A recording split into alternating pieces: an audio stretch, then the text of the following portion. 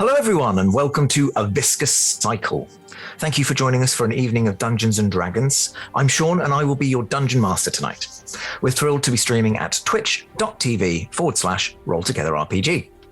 For those who are new to Dungeons and Dragons, everyone here plays a fantasy character in a fantasy universe. The 5 players each have their own unique character with sheets that tell them who they are, what they can do, how long they can go on thinking that everything's fine when everything is not fine. And also what dice they can roll. They will mostly be rolling 20-sided dice to see if they succeed in what they are trying to do. 20 being a very, very good thing happens, and 1 being a very, very bad thing happens. Often hilariously, sometimes tragically, but always in good storytelling fashion. And once they play their characters, everything else in this fantasy universe is played by me. People, monsters, horrific life forms created by the amalgamated creatures of a certain circus. You know, these are the choices we make. Between me describing the world and the story and the players describing what they want to do in it, and some dice rolls to keep things unpredictable for all of us, we will tell our story. Now, I've been working my way through the stats to determine what order you're going to be rolling in. I've done Constitution, I've done Dex, I've done Whiz.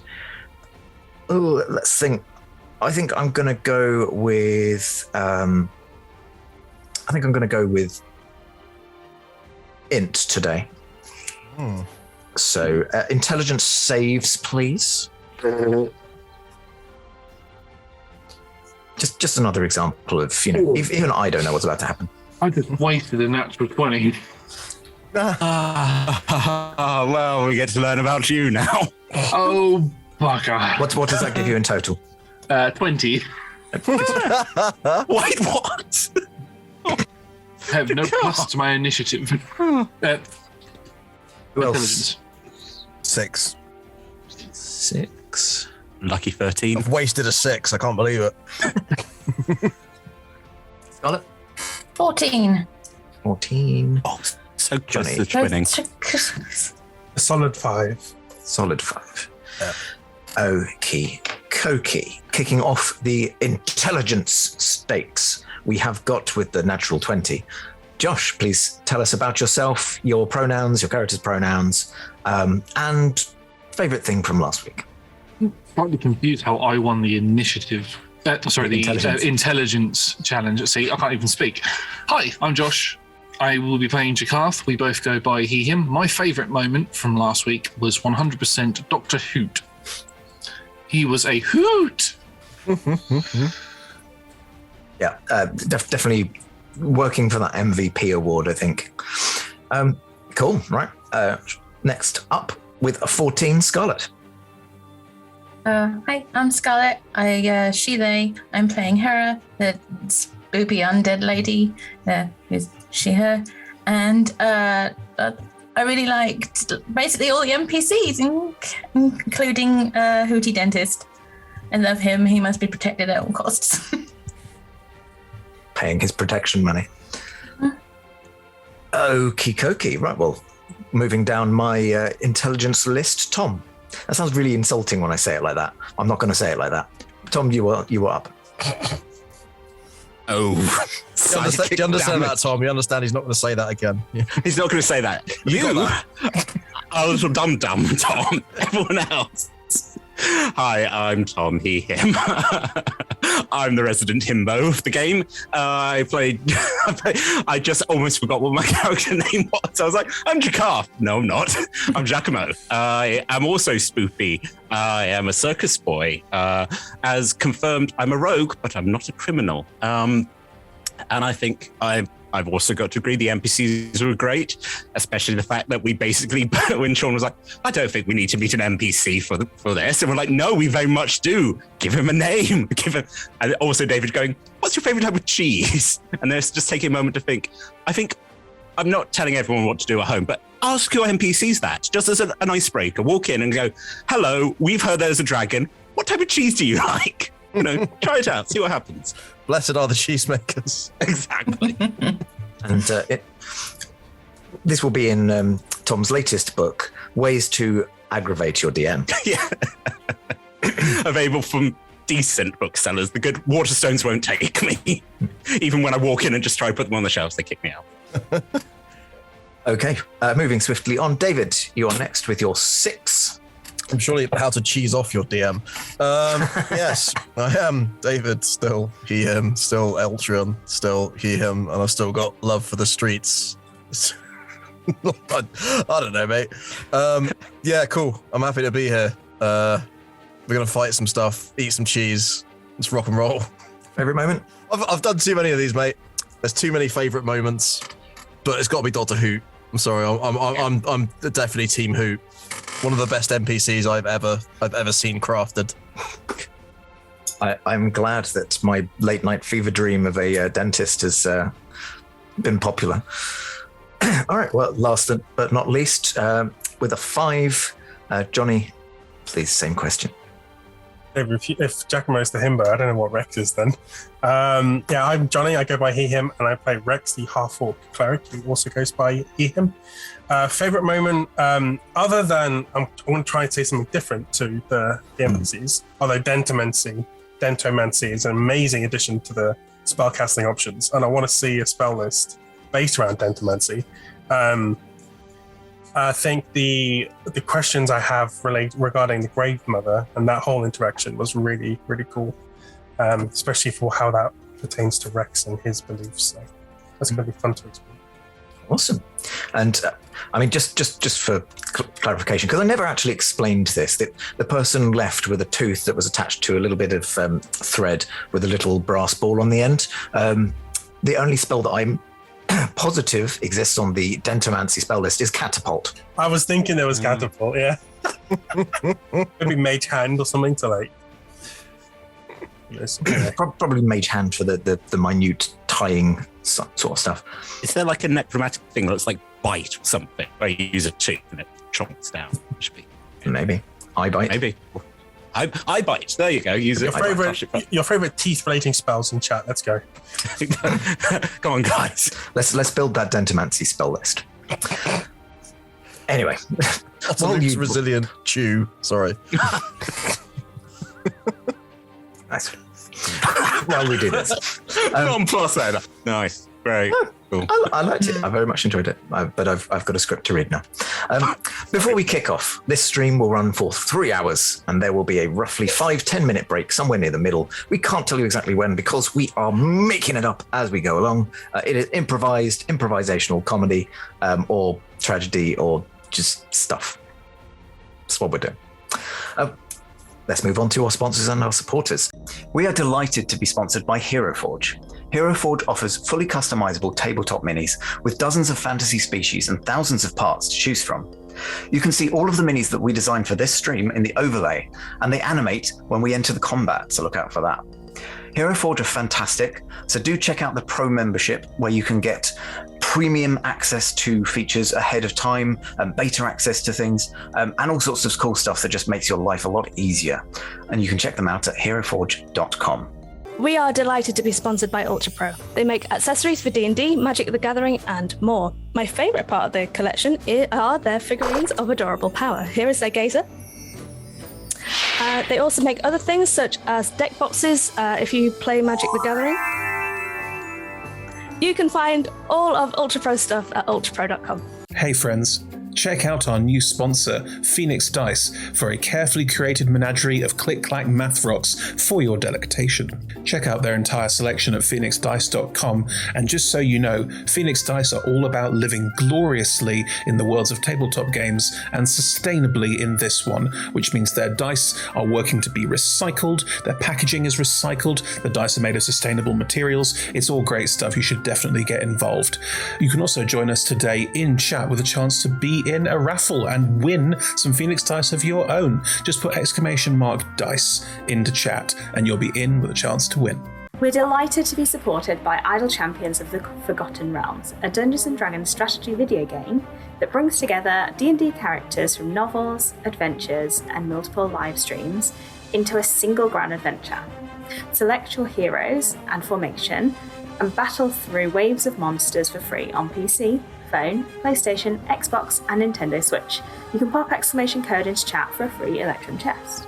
We are also supported by Warriors of Waterdeep. Take your team of warriors on a quest spanning the Forgotten Realms, all on your mobile. Power up your teams with items, work with your guild to defeat hordes of enemies, and test your mettle in the arena. And to make all of that work, you need gems! As we frequently say, the hunt for gems is real. Pop !WOW gems into chat for a link to collect free gems and get yourself that nice sword you've been looking at, or revive your heroes against a deadly foe.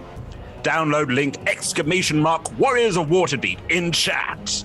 Check out our supporters at D&D Beyond, your guide to digital D&D. Make character sheets online, share them in a campaign, and track all of those tasty little stats in one easy place. You can use the Beyond app to track your characters on the go. You can also use their encounter tracker and archive monsters to run any smooth combat thing. You know what I'm saying. You're a DM. You've done this before. You know D&D Beyond is the place to go. You can also check out our character sheets with an ! characters in Twitch chat below. Check out our wonderful supporters, Elderwood Academy, who make beautiful bespoke gaming-themed gear, including hex chest dice boxes, spellbook deck boxes disguised as bespoke ancient arcane tomes, and scroll and codex dice tower and rolling tray pairings. Make your own with their online designer at elderwoodacademy.com. We are Roll Together RPG on all of the socials. There will be links in chat, so please do like, follow, subscribe. Additional joke here. I don't know. What do you do on TikTok? Duet. Duet. Yeah. Duet. Mean Scarlett on TikTok. Come duet with us. Yeah. What's a TikTok? Come dress up. It's a type of clock. It's like a modron. It's like the next step up. Yeah, so I've got the latest one of those. It's a water clock. It's a sand timer. It's very fancy. It's good for eggs. I'll make that joke funny next week, probably. We love challenges. Yep. A massive thank you to our D20 Club on Patreon. You can find a link in the chat. If you want to help us make our shows from just a £1, $1, €1, the equivalent amount in your local currency. I think I previously said one of your local currency and then realized that, if you're paying in yen, that may not be actually true. I don't know. If you're paying in yen, please let me know, because I would actually genuinely love to know. But you can unlock more tiers. You get premier access. We'll tell you a bit early about the things that we are doing. You get to find out things. If you are also interested, we have a fan wiki where you can read more about the fantastic characters that you have been observing for the last 3 weeks. This is the 4th week. 4 weeks or so. You can read all about them on !wiki to get the link for the fan wiki. And if you want to talk about these wonderful people in a format where they can find out and get happy or sad, depends what you say, really. There is a Discord, which is !Discord or chat. Please don't say mean things. We will boot you.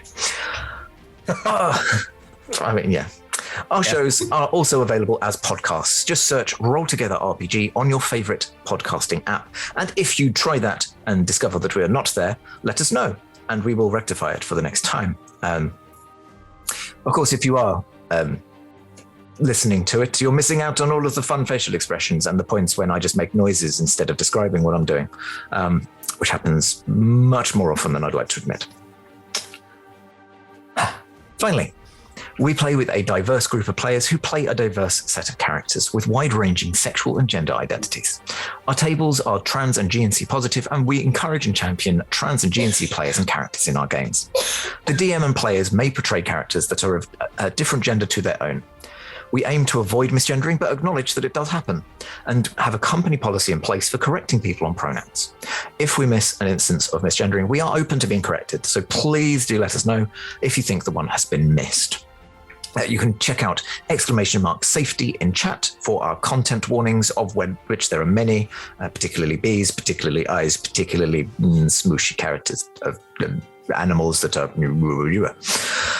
And you can see some of the safety tools that we use throughout the game, such as pause cards, which you will unlikely ever see because we edit them out. That's what they're for. They're for our safety. And, you don't need to see the moments when we break down and cry. But it happens. Just take a word from that. Yeah. many a cheese-related pause. So I think that's gotten all the admin out of the way. So let us get on to our fabulous intro and delve into the world of a viscous cycle.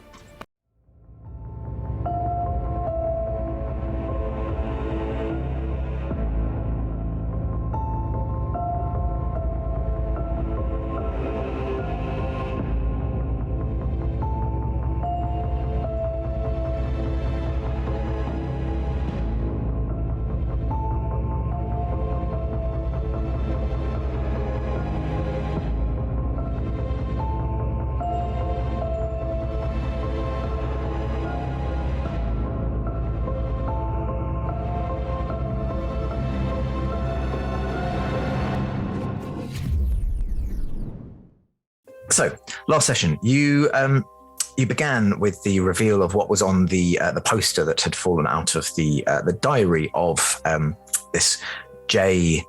Ryan. I'm not going to go over it because I'm sorry, you just have to watch the episodes up to now. This is the line I'm taking. However, I'm still going to recap everything else. I was going to say. No, we're just jumping in. You read the poster, you could see that there was a figure that looked like Giacomo. Back to the camera painter, the artist, holding two hoops with a lion-like feline creature, a tiger-like feline creature, and other circus animals as well, mid-performance, including some other kind of less obvious fantasy-type creatures. You didn't get a lot more from that because it just said coming soon.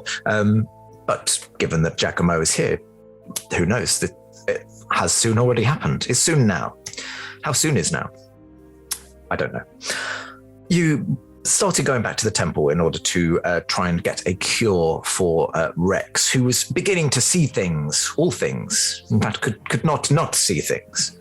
Along the way, Hera started to try to make a poultice to try and heal Giacomo's big backstab wound, and in so doing, accidentally made contact with your patron, the Grave Mother, who you had a little conversation. She was quite concerned about your whereabouts and where you'd been for a while, but then kind of dithered off and cut the connection. And that was that. You arrived at the shrine. Rex, very much concerned about everyone except for himself, started to bless some water.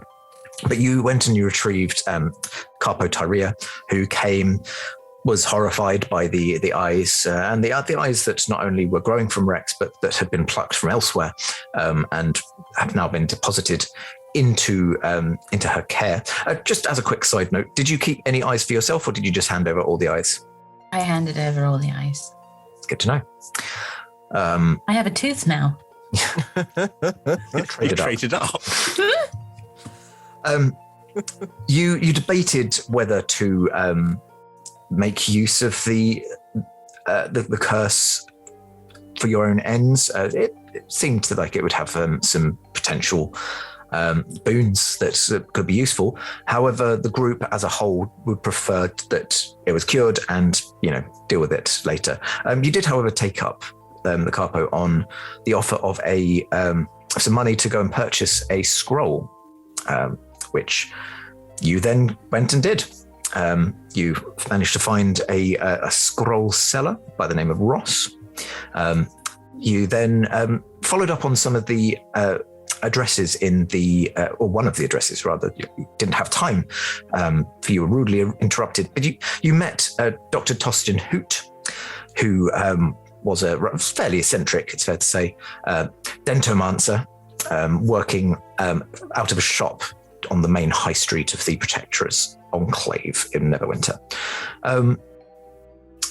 you had a bit of a conversation about how Dr. Hoot managed to get this piece of prime real estate.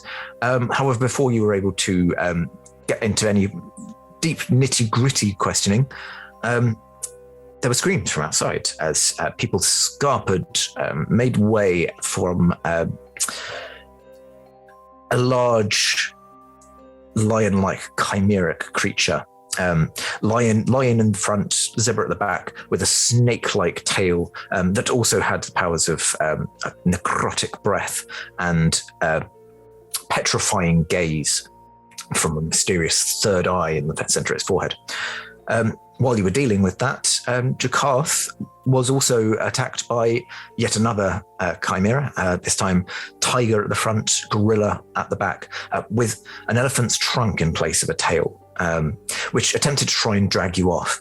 However, between the five of you, you managed to make fairly short work of these amalgamated creatures, and that is where you are picking up. Oh, everything hurts so much. Priest, are you okay? Oh, I feel like I haven't had a back this bad in like 3 days. Is everyone okay? Eltron, why are you riding that thing? Well, why not? Sorry, my mind's a bit sore. I haven't exerted myself this much in a long time, and my old Chuckles here is supporting my weight. Good of him. Giacomo, you have 1,000-yard start. After battles like this, it can often be the case. Come over here and have a hug. Giacomo stands over, sort of leans into the hug still. So I remember that I fed them. Dear boy. I've gained a memory, and then I've lost the. They're not. They weren't the animals. They weren't the animals. They weren't my friends. They're just slow down for just a second. And yourself. Sit down. I'm just gonna put my head between my knees. Oh, here comes the cheese. Oh gosh. Eltron, I think he's asking for some of your half of the cheese. Hand goes up. Just like, I take the cheese. It disappears underneath the scarf. Constitution check? Yes, Constitution save, please. Did you recognize those beasts, did you say? Yeah, they're from the... Oh, that reminds me. Oh, that's a 5. Oh, gosh. Oh, no. You're having trouble keeping it down. Oh, no. Yes, I did remind them. I'm just going to go behind that shack, out of the view of the camera. Continue your conversation. Oh, okay. The sound's coming through as the conversation continues. Yes. I'm going to leave that to the imagination. You can all tell what's happening, but... Yeah, there's a washing machine. Rex, I found another one of these posters.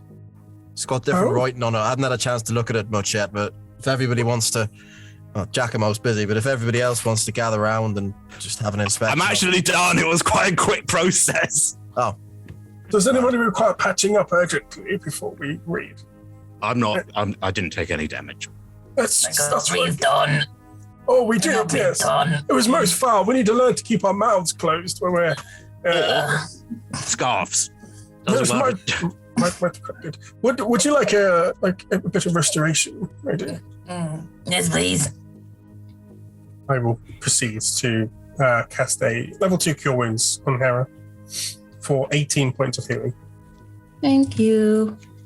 And you, my dear Jakarth, you were quite embroiled in that creature's large trunk. I'll be fine, please. You don't need to worry about me. Focus on yourself.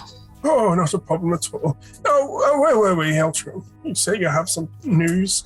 This carnival Talentius is popping up again and again. Remarkable to me that our paths keep crossing in some way. Giacomo, if you wouldn't mind, can I ask you for a sample of your handwriting? I mean, sure. What would you like me to write? Can you write? What does it say on that's been handwritten in on this poster, Sean? So, the handwritten section of this, in the section that said coming soon on the other poster, now says, find us at the Blue Lake Field.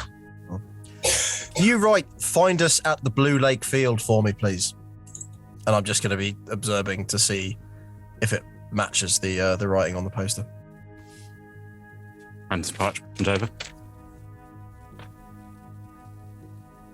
Well, do I need to roll for that, Sean, or can I tell? This is similar. Well, first I would like a sleight of hand check. Probably won't be a problem for our rogue. And I think it's going to be investigation. I know you like insight, but 26. I've got a very good penmanship. Oh, there's decayed in your current state. It's remarkable. It's a 6. But I'm not looking to do kind of in-depth calligraphy analysis. It's literally just, does it look like it's the same hand? Does it match? You don't think so. You that's more of a gut feeling. And partially, you're kind of trying to compare, and your initial feeling is that it's not. So you don't really look at any further in. I would dismiss that then and just be like, sorry, friend, it was an idea, but we're no closer to unraveling the mystery. However, we do have a location. See, the place I told you to write, it's on here. I mean, it just means I might not have written the post. Maybe someone else's job was who had better.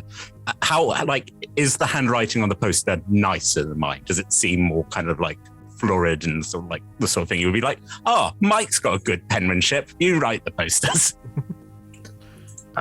Give me 2 ticks. You're looking up the poster. Or is it written in a mocking way, as if? Oh, come to see us. That's so good. If I'd rolled higher, I'd be able to sense sarcasm in script. I like the fact that twice you've tried to analyze writing and twice you've just gone, no. Yeah. You're good with people. Handwriting, you're like, Oh, yeah. does that look sarcastic? Does that look? I'll stay in my lane. The handwriting is not nicer than yours, no. It's again got this element of, they started trying to write, they wrote Blue Lake a bit too large and kind of had to do field just like on another line, but instead of centering it all, it's just kind of... You're dealing with someone with very poor spatial awareness. Oh. The kerning is not the best. Oh. But I guess the only thing you could maybe take from this is whatever job it was that you did, you couldn't be spared. If even that they knew your handwriting was better. I just like the idea of going, oh, Giacomo could, and Giacomo's got the lie of him at the moment. Get on. I've got posters to write. Oh, all right. I mean, that's, yes, proof that, and the fact that, as you said, this name keeps appearing. How weathered is the poster? Because if it's been outside, if it's like really faded, it's been there for a few days, is it fresh? How would we analyze the poster? Go taste it. See if it's fresh. Give it a lick. Lick the poster. I will allow for survival, investigation, or history. I will just roll history, I think. Just, I mean, it's a 9. A 9. You can't really tell. It's not fresh. It's not like someone literally just came out with a, bunch of nails, thumbtacks probably. It's been out longer than a day, but you wouldn't be able to put a better time frame on it than that. Well, I mean, if that poster's there and it doesn't look like it's been there for weeks, the possibility is that the circus is still there. We can investigate. The fact that someone's got hold of these animals, possibly if it was my job to take care of them, someone took advantage when I was absent, As likely a theory as any other, my friend. How is everybody feeling, by the way? Are we okay to have a look now and just check the place out, or do we need a proper rest? I'd like to check the creatures out first. I'm going to walk over to the half lion one, and I'm going to pull out my hunting knife, and I'm going to start doing inspections. I want to see if it's stitched together, like the different parts of it is stitched together, and if there is any signs of the eyeball plague or any sort of plague on these creatures, to see if it's all connected. I apologise that it's missing a head. I should have thought about that. I just before you start, I go, Jakar, I know you will, just show them the respect that they deserve. They weren't in life, these creatures. They were good animals. Bit of a pat on the back. Yeah. Be respectful for you, Giacomo. I think realistically, you're probably looking at a survival check. You could do medicine if you were more looking at, if you were more looking at like you say, whether it's been kind of stitched together, like the method of putting them together. But survival would, I think, do just as well. How were these creatures alive? I will do survival. That's a 23. 23. You feel down the creature's carcass, and the space where it goes from the zebra horse-like hair into the fur of the lion is very gradual. It's seamless. It's all. You wouldn't say that these have been stitched together hodgepodge. You would say that this has been some sort of deliberate spell.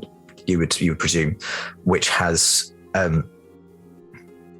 caused these creatures to be melded together, and it wouldn't be possible to surgically, even if you could keep the bits alive, to surgically put these back together. Wrong magic has caused this to happen. It's unnerving seeing this, although I don't seem to see any plague or extra eyeballs. Anyway, I mean, it hasn't got a head, so I can't really tell about the eyeballs, but there are no other eyeballs on its body from what I can see. Did gain an eyeball. I don't that kind. Rex, it did something with an eye, didn't it, to you? Yes. But I think that's much of a muchness. I think that might be us, well, hearing hoofprints and listening for zebras. No, I don't. I think, in my opinion, I think you're right. I think this might be something different. Maybe someone's creating life, Well, whatever happens along the way, we've run into the carnival twice now. And this time in less friendlier circumstances than just reading a simple book. So whatever happens, we should at least make sure that the carnival is okay. If these beasts have been released and cast a spell, maybe the carnival needs our assistance. Right. And maybe if they are guilty, then there are words that need to be had. And we might find Ryan there as well if they have the poster in their book. And more on our dear boy Giacomo. Yes. Do animals have souls? Quite depends on who you ask, but no. I ask you as a holy man, do animals have souls? Under the Lord Cannonball, no, they wouldn't progress to the Crystal City, but neither would we be okay with them being raised back from the dead. No. So what happens to them now they're dead? Do they suffer? What happens to these creatures? Well, that's a very disputed conversation. I would like to know what you think would happen to them. I don't. I think that if whatever souls they have are passed on, And their bodies, air and peace, yes. Can I ask you to, when you pray, can you please pray for my friends? I can. Did they have names? This one, that one, Fanway, and Fanway, and no, come on, it'll come back to me. Take your time, Giacomo. We have time. I'm going to stop. It's actually for now, maybe. We don't want to push it too much. You are still new, born. Yeah. Thank you. But of course, I will keep them in my prayers and wish for whatever is next for them. I rolled a 13 and I just go, Nigel. The zebra was called Nigel. There is one more thing I can do if you wish for them to be at peace. What was that? If you would be willing to protect me in case anything else comes along, as I will be occupied with my spell.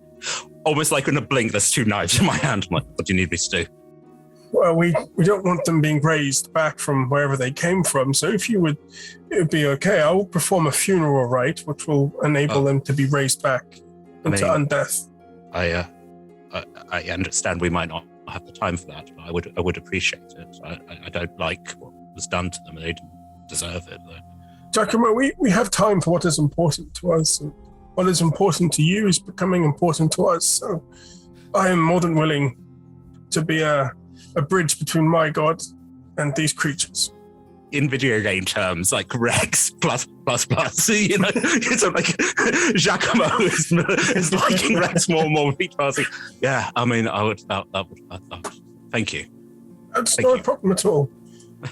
Part of the ceremony spell, which I can cast, is a funeral rite, which makes a creature unable to be raised back to life. So how long does it take? It takes 10 minutes to cast, though. Oh, well. I can per offer creature. some cheese. So that'll be 20 minutes, which Rex will be busy for. But other than a wish spell, they can't be raised back from the dead, which... I mean, to be fair, considering what's going on in this town, not a bad thing. As we watch eyes appear, we're like, oh, no. Oh, come on. Giacomo, perhaps you'd like to say a few words. If you can remember any of the experiences that you had with these creatures here, or if anyone else has any strong positions. Strong feelings about animals. Yeah, just everyone talk about feelings about lions. I think I saw one as a child. Like, there you go. That's good. Yes, you can roll some history if you want to try and remember some. Yeah, everyone roll history. Everyone try and remember zebras. That's another 13. So, I'm struggling to really remember Mafanway, Sophia, Nigel. I find it interesting in myself that this has upset me so much. I think a concern of mine was that my feelings were gone forever, that I wouldn't feel the deep sadness I had. Though they were performers, I remember that they were my friends, and I cared for them and I loved them. And the fact that I feel this sad now gives me a little bit of hope. What was done to them was an abomination and was wrong and was cruel, and we will stop it. I fear that someone would have thought that just because they were animals, this was acceptable. I also apologize for earlier where I suggested that maybe we give pigs to the bloat for the bees. That I realize is not something I want to do anymore. I hope wherever they are, even if they don't get to go to the sort of gesture of a crystal city or whatever, they're at peace and they are happy. I'll see you on the other side, my friends. And sort of step back. I think we should consider burning the bodies. Even though their spirit might no longer be within their bodies are still, I apologize, Giacomo, but they are still mutilated, and this is a dishonor to each of those creatures. I'll put a hand on, sort of like on your shoulder and sort of nod and appreciate it. Yeah. Again, looking around, going, has anyone else come back, or has everyone completely fled? Are we just by ourselves? Give me a perception roll, because you're kind of looking out and making sure that Rex doesn't get randomly stabbed. Just getting out a hip flask so I can toast the departed animals. 10.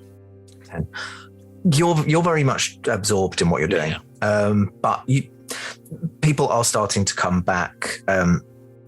Some of the shoppers, not so much, but those whose livelihoods are now, were abandoned and are coming back to reclaim and rather than continue with business as normal, it's kind of gotten to that time of the evening where they're actually just going to pack up and call it a night. And we didn't do too much damage, so there's probably stuff they can say.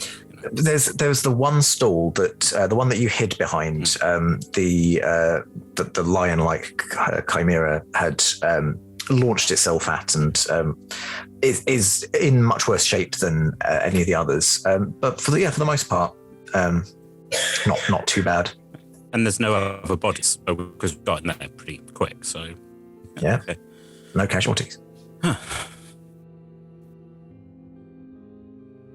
Altron just puts his hand on the shoulder. Giacomo offers the hip flask.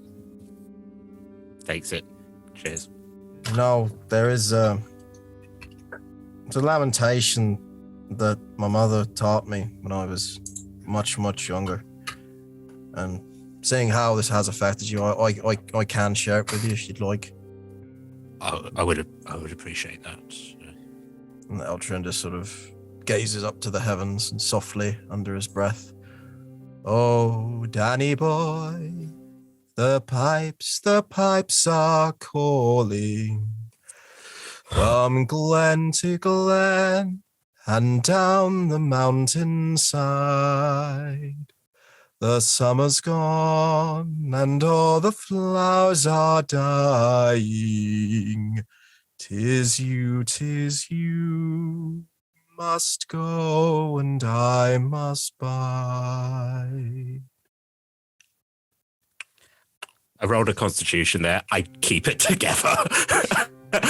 Again, tears are coming and alcohol is dripping out of my mouth, but I keep it together. There's a kind of a bit of a hush goes over the crowd. They kind of haven't seen this side of adventurers before. Like normally it's we kill the thing, we move on. But the kind of care that you're taking over the creatures that you've slain, it's touched a few. Some people are on the edge of tears. No one's full on sobbing, but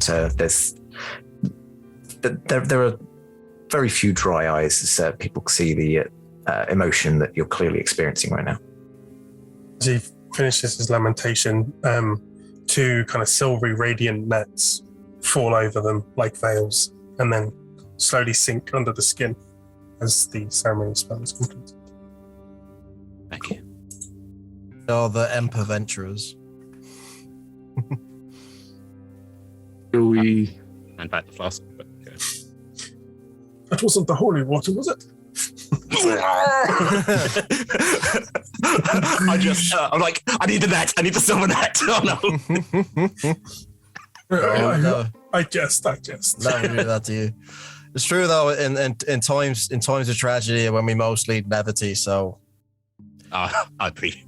You've always said he's a funny one. So. I Not for nothing, I call you Father Chuckles. Yeah. Well, I was worried when you started calling your little beastie Chuckles, but anyway, I thought I was being replaced, Father. I was being replaced. They both have a tendency to bound into danger, Father. If we are proclivity towards lots of eyes. right. Yeah, right. Oh no. If we are to go to this blue lake field, I would need to just patch myself up a little bit. I did take a little bit of a beating, but I'm more than happy to go now if that is what you wish. But whatever we encounter, it's probably going to take some time, as we do have a lot of investigations and questions and things we need to do. So bear that in mind before you make your choice about what we do next. Also, again, the bits that are coming back to me, it will probably be nightfall by the time everything opens up. If we want to see the carnival in full flare, we probably do want to wait until it gets dark. That said, if we want to sneak in and have a word before it kicks off, I think we should be prepared as we can. I mean, Eltron, you were saying that you've exhausted yourself pretty much. If we had a little break. It was something of a exertion, but if we just want to take a look at the place, I should be all right, but I don't mind waiting until later.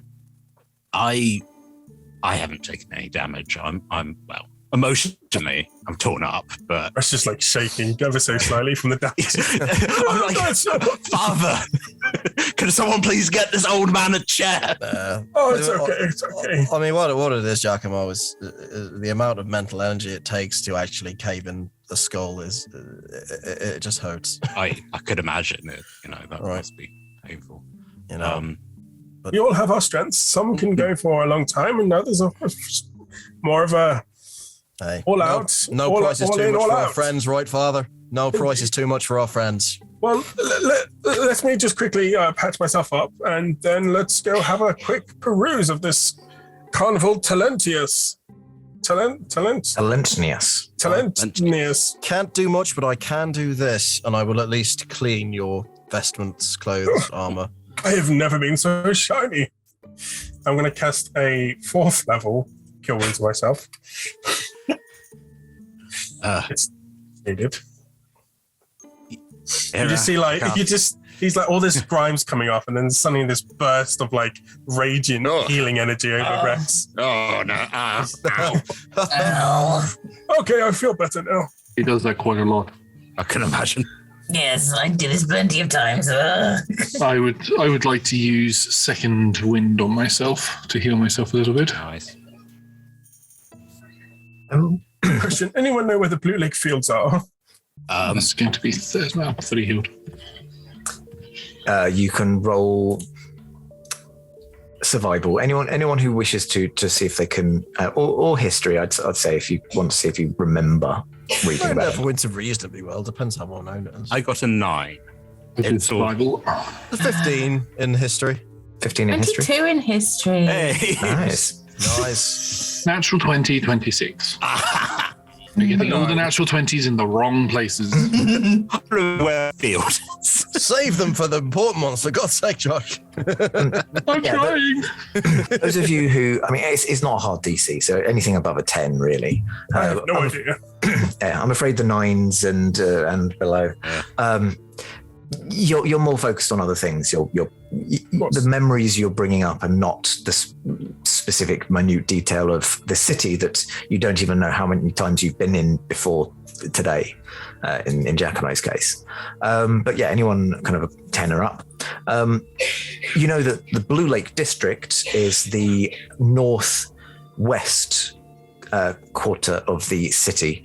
It is where the ruins of Castle Never sit, and a number of popular taverns are kind of located on the banks of the River Never, in that kind of area. Blue Lake District is an area of Neverwinter where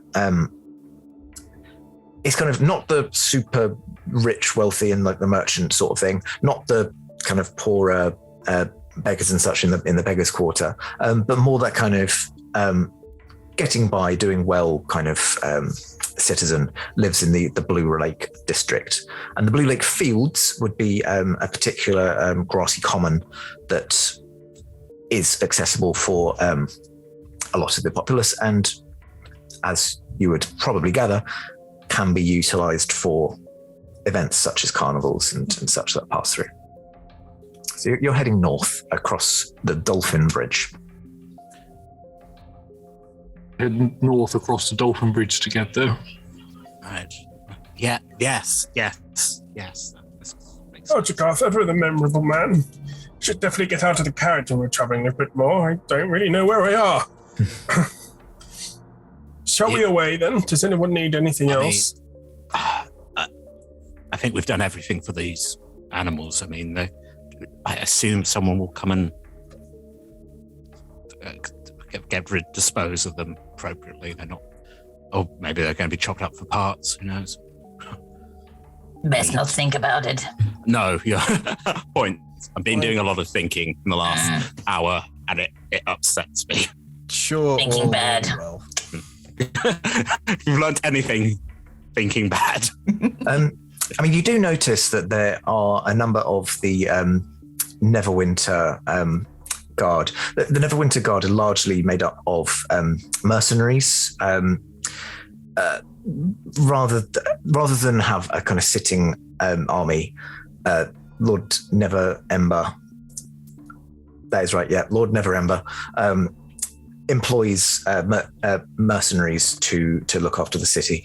There are also some members of the Guard that are made up of contingents from the Sons of Alagonda, who kind of oppose Neverember's claim to the throne. Not that he really claims the throne, but they believe that there's an heir out there to the original family line, the Nevers.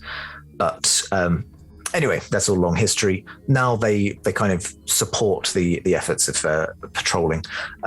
You're not entirely sure which ones are which, perhaps a mixture, but there's a couple of guards who have been notified of the events that have taken place, who would be, preparing to relocate the body rather than it be just kind of in the main high street area. I sort of think we don't need to necessarily say it, but I will sort of go over to them and say, these were the effects of terrible magic that we're going to deal with them escaping the circus, but we would prefer if they retreated with some respect, they weren't just feral beasts. And then I kind of pause and thought, well, actually, there's nothing I can do to stop you, but I would appreciate if some respect were shown to the fallen. Thank you. Right, you are, Chief. I mean, we'll do the best that we can. We appreciate the services you've done to the city. So we'll try to keep your wishes in mind when we're dealing with this. Very sorry for your loss. It's appreciated. Thank you for your service. Turn my hill. Right. Let's go find out if my entire family are dead. Let's go. Are you heading straight there? You're not resting. So cool. It's taverns. The taverns. Yeah. There are taverns along the way. It's kind of like London in that respect. That if you go down any street at any given time, you'll probably find yourself a tavern somewhere. It's not entirely true, but yeah, it's that kind of feeling of you look hard enough, you'll find something. The Beach Leviathan, the one that had been mentioned previously by Dr. Hoot, is a bit of a detail. It's more on the mouth of the river Never, in the kind of dock area. But so that one particularly wouldn't be able to go to. However, should you wish to stop off at a tavern, there would be some along the way. Just in case it's relevant, Shauna, I'm still flying on a giant eye. How long does it last? An hour. I mean, why would I? Well, might as well keep it while it's useful. You were Bouncing. singing on the back of the boat. It's beautiful. Bouncing. No, Danny boy. So you've got about 40 minutes, less than 40 minutes left because of the length of the ritual. Probably would see you through to a little bit more inland after the bridge, but no, that's fine. It was just in case this wasn't an everyday occurrence. Looking forward to the fan art of Eltron riding whilst singing karaoke. Eltrion's voice is nicer than mine, by the way. It's very good. It's 20 charisma voice. Oof. I nearly asked you to roll a performance check, but I thought, no, you know what? Your performance was perfectly good. And yeah. Sometimes you don't need a check. Other times you do. Those are the two options there. So binary. Fair dues. Is anyone doing anything particularly on the way? Any conversations that you're wishing to have? Is it more of a kind of somber moment? Yes, for Jakarta, it's more in mourning for Giacomo. Just sort of out of respect sort of thing, not wanting to say a lot or crack a joke or talk about anything to do with what we're currently doing, like in terms of the eyes and stuff, just in case we walk into potentially a massacre I think that's a similar vibe. Having said, I turned around saying, "Let's find out if my entire family are dead." Giacomo's gotten very quiet. You know, I shouldn't think. Again, as we said, we've learned. Just don't think. You got any support? Just don't have them. Mm-mm. Have you tried not being depressed? I don't think there's a check for that. I'm happy to roll for a joviality. Just be grateful that I'm not speaking into your head, pretending to be the spirits of your departed beasts. If I had leveled up before the battle, I would have their ghosts with me. So, God, yeah. I could talk. I could ask them one question. Sorry, you still get the ghost of the rest of your family. Let's go. Yes. No. If they died in front of me, I'm just like flick, flick, flick, flick. Sad. Eltrion, Rex, Hera, anything? Hera's just very carefully watching Rex, see if he's okay and fully healed and not still injured, just literally right behind. Just looks like she's ready to catch him or something. She's just concerned. Mm-hmm. Rex still has some wounds in his clothing and some scratches across his armor and things, but he's okay. He's walking as he normally does, which isn't great, but it's walking. Yeah, it gets you around. I'd offer you my beholder, but you weigh a bit more than I do, I think. Oh, that's quite rude, actually. I'm very slight for an orc. 60 pounds, something like that. It's not a problem. Plate armor. I'm not sure. Take your armor off, old man. I'm not sure what the people would think to see a cleric of Cannonball riding around on a beholder. I think I'll leave that to you, Eltrion, who your fame probably allows this a little bit more than mine. Our Live your best life.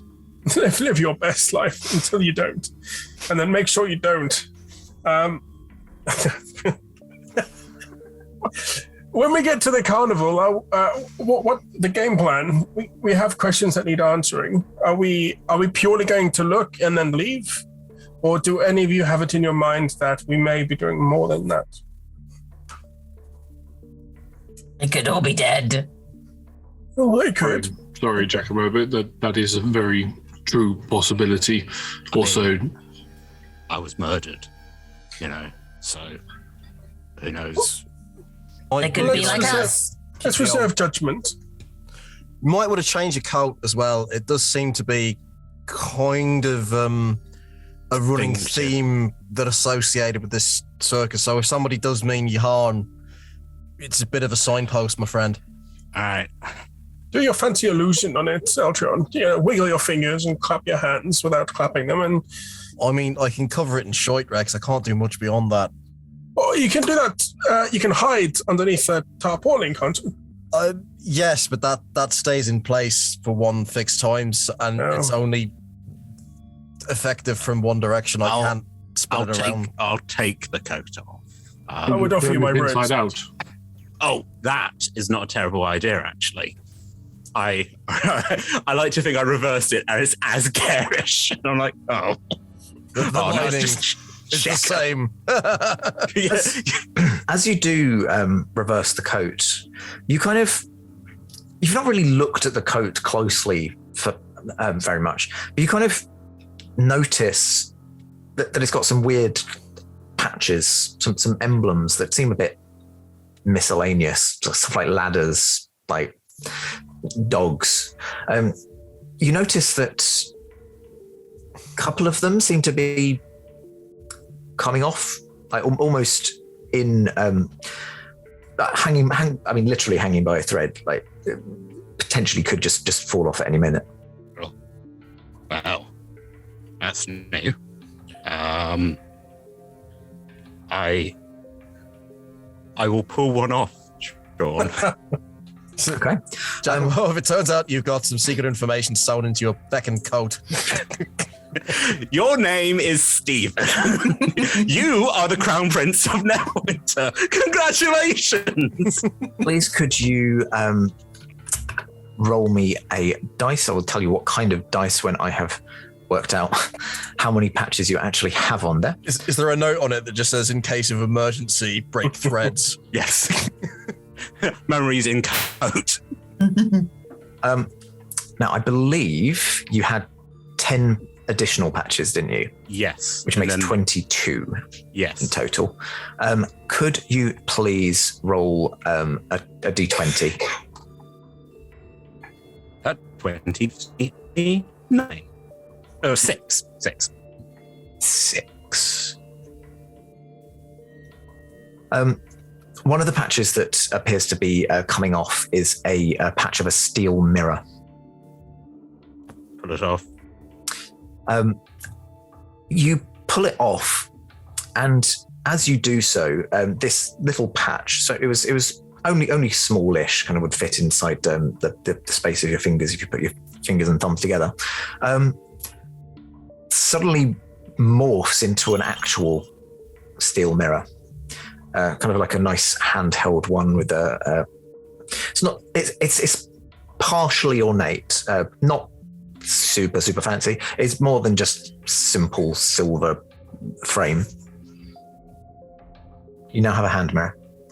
Oh, that's what I look like. Huh. Don't scream. We didn't. It will only make your mouth worse. Yeah. My friend, we can at least expand on the theory of your death here now. Well, if it was people looking to rob you, they wouldn't have left your coat now. No, that's a very good point. Again, looking at it, I'm like, I mean, this one is gems, yeah. Looking at Eltron, yeah. It's just psionic mage hand slowly. I mean, do you want the gems? No, I'm not going to rob you. Yeah. I mean, I'm happy. Like, does that bit of metagaming? Does anyone's spells involve like gems? Diamonds and things.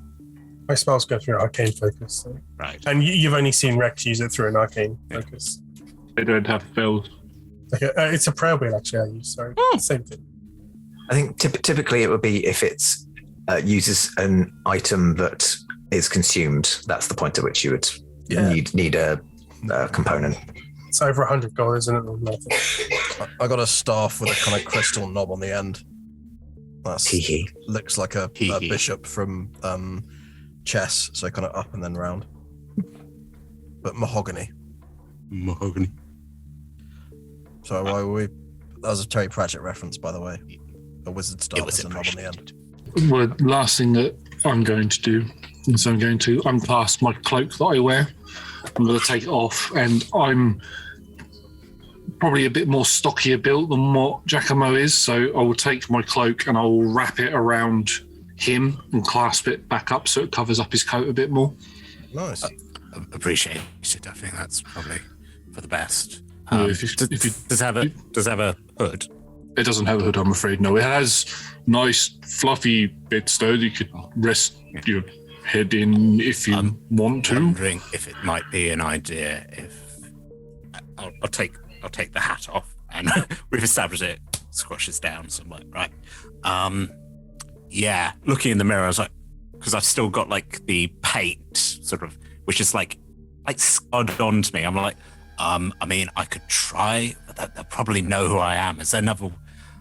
I'll have a go with a disguise kit or something and see if I can look less like me. But I'm walking into my home, so. I mean, I can freeze some water onto your face. So I'm looking, I'm like, it's a solution. I don't know what problem it solves, but it's a solution. But stop you looking like you. That's the best I can offer you at the moment. Let's give you more scars. I think I might actually. I don't know. I don't think I have a disguise kit in my. I just rub mud on my face. I'm like, hello. Old mud face. It's me, old mud. Or like the Mrs. Doubtfire thing. I just get a cake. Hello. No, I believe there was some talk as to when we get there, whether we're just scouting it out, or I think Rex was saying whether we would, look to move into a more proactive course of action. And I would say we just see what we're walking into when we get there, make some inquiries, but be ready for anything. That would be my view, but I don't know if If anyone feels strongly about it one way or the other. I think let's try and maybe the circus sold the animals to whoever, or they got stolen. We're not or as we've said, they're all dead. There are many. Like What's us. It wouldn't be the worst. I mean, we seem to be coping fine. Maybe Exactly. that's something. Yeah. Well, let's find out which one of our ponderings are most correct, shall we? Agreed. Could you all roll me a perception roll as you approach the location? Or something I'm good at. No, it's I have Not good at perception. far too self-absorbed. I got a 15. It's a 17 on proactive perception. 5. 6. 21. I am bouncing up and down on an eye, to be fair. You're kind of getting a very disrupted view as it's just kind of waving around. If they're looking at the eye, they're not looking at Giacomo. Actually, it would have taken you approximately an hour. So by the time you get to this place, your beholder would have, That's all right. I thought I dropped lightly to my feet. I'm not going I think to it let you fall. just slowly deflates. It disappears into a pocket. Yes. Okay. So 5 and 6, I'm afraid you are just going to get the kind of surface. What this thing you can see. Obviously, these are things that you can do, but there might be some additional things for those who had rolled slightly higher. As you're approaching, dusk is falling. There's a nice red hue to the sky as you look over this the vista in front of you. The fields appear to be quite large, just quite a large common area. The circus have put out some little fence posts with just little kind of banners, the little kind of triangular ones whose names have completely escaped me right now. Are just kind of demarking the area that is theirs for the duration of the carnival. However, a number of them have fallen away or potentially been snapped. You can't see a soul other than yourselves. It's very much an abandoned feeling that you're getting here. There's the kind of creaking of a very rudimentary ride, probably like a hand-turned one that the circus have implanted into the spot. It's just kind of creaking as it sways in the wind. You can see off in the distance there is a big top, a kind of circus arena, and a number of other carriages which are placed wherever to create a kind of corridor leading up to the big top, and then their sides opened up to reveal various attractions. There's a number of other things such as coconut shy, archery gallery, that sort of thing, in the kind of confines of this space. Those of you who got above a 15, okay, let's face it, those of you who got above a 7, sorry. The DC was 15, but realistically. You can see that there's a kind of area that's been left largely open as a bit more of a gathering space almost, like a kind of central cross paths where there's other attractions off to the sides, but still allowing the main route up into the main arena.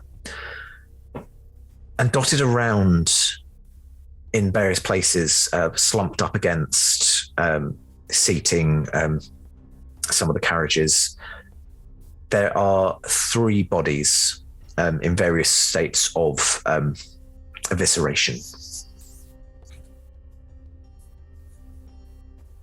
Does Giacomo see that? I believe Giacomo did. Yeah, 15.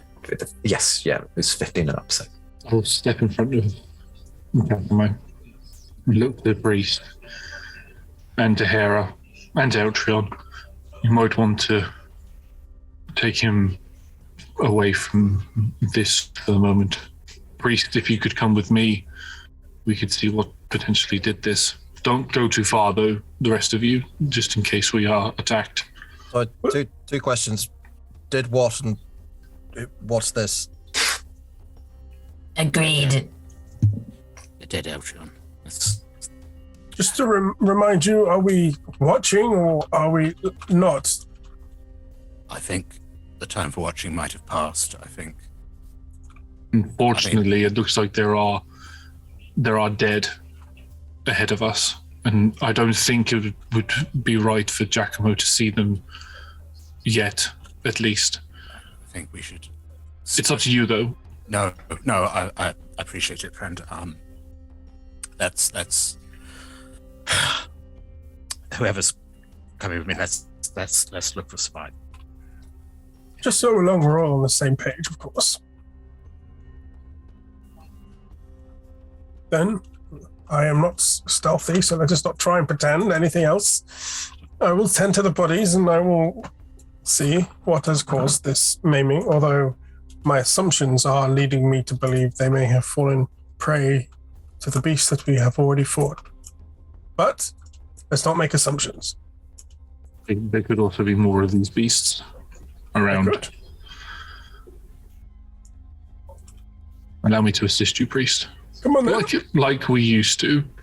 Well, before I go, I'm going to channel some more magic into my hand and use my second charge of emboldening bond. And I'm going to mark Giacomo, Jakarth, and Hera with my bond feature. Mm-hmm. Eltron seems to be very able to fly or bounce around on a ball, so I figured the 3 people on the ground may benefit from it. Just remind me, because I didn't get that before. What does that do? Oh, perfect. Yeah, no worries. So, as an action, you choose up to 4 willing creatures. Then I will also choose Eltron. Hey! It went up. Yeah, sorry. Yeah. It creates a magical bond between all of you. Whilst when you make a saving,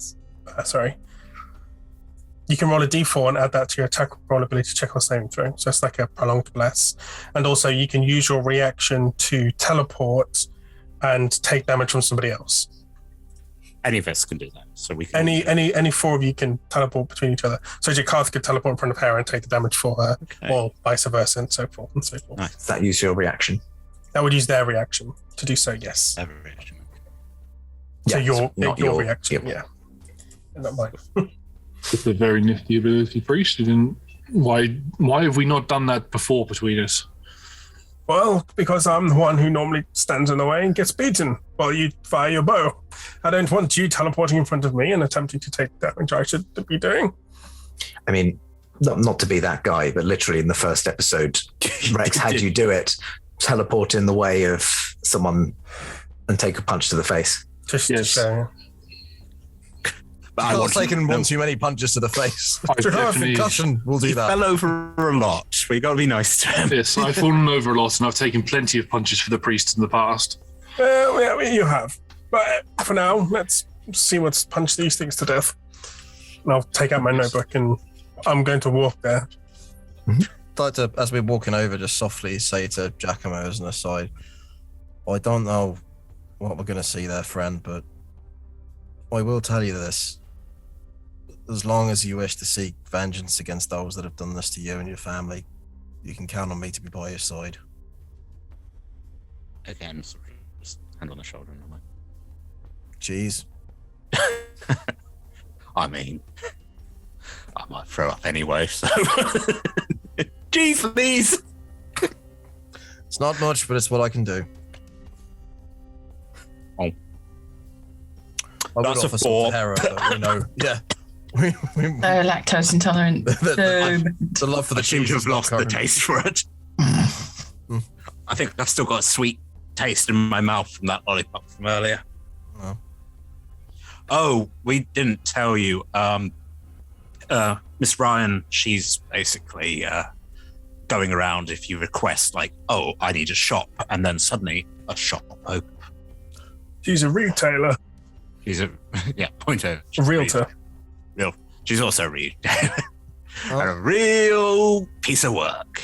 Currently, she is most decidedly a person of interest. She is the most personable of interest in this curious case. Our only person of interest. But keep your eyes peeled for anything that moves. These three appear to be dead, but we all know that is not always the case. What have killed them? I look at Hera and it's no biting. They're dead. I'm not going to nibble on them in front of a possible family member. Wait until he turns around, will you? We don't necessarily know that I'm family. I might still be a man who stole a goat. I mean, I remember animals, but... Fine. So I'll walk over and put my medical pack down next to them, and I would like to investigate the bodies to see what has caused this evisceration. As he puts the bag down, I will kneel down on the opposite side of the bodies and I will begin taking parts out of the medicine bag and handing them to him as he needs them. So if he goes to say scalpel, there's a scalpel in his hand already. This is a practice thing that we've done between the pair of us before. So I would like to give him the help action. Lovely. Rex, please roll me medicine with advantage. I'll give you 4 lights shining on the bodies as well. So if you need to do some forensic surgery, you can see. Do you have the bone saw? I'm joking, Jokov. Put it away. The first one is a 24. The second one is a 10. So the 24. 24. You're investigating these bodies, trying to determine a cause of death.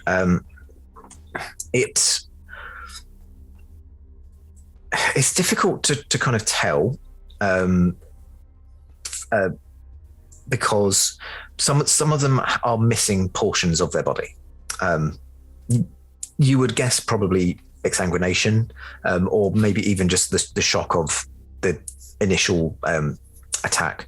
They do have claw marks coming down their torsos, and those that you can find kind of arms, legs, appear to have been crushed. Certainly that the bones in those limbs are quite fractured. One of them actually, the rib cage is more or less caved in. And 2 of the 3 bodies are missing their lower quarters. Their legs are just have been ripped away. Does it look to be a tearing rip rather than a cutting rip? It definitely looks more torn than...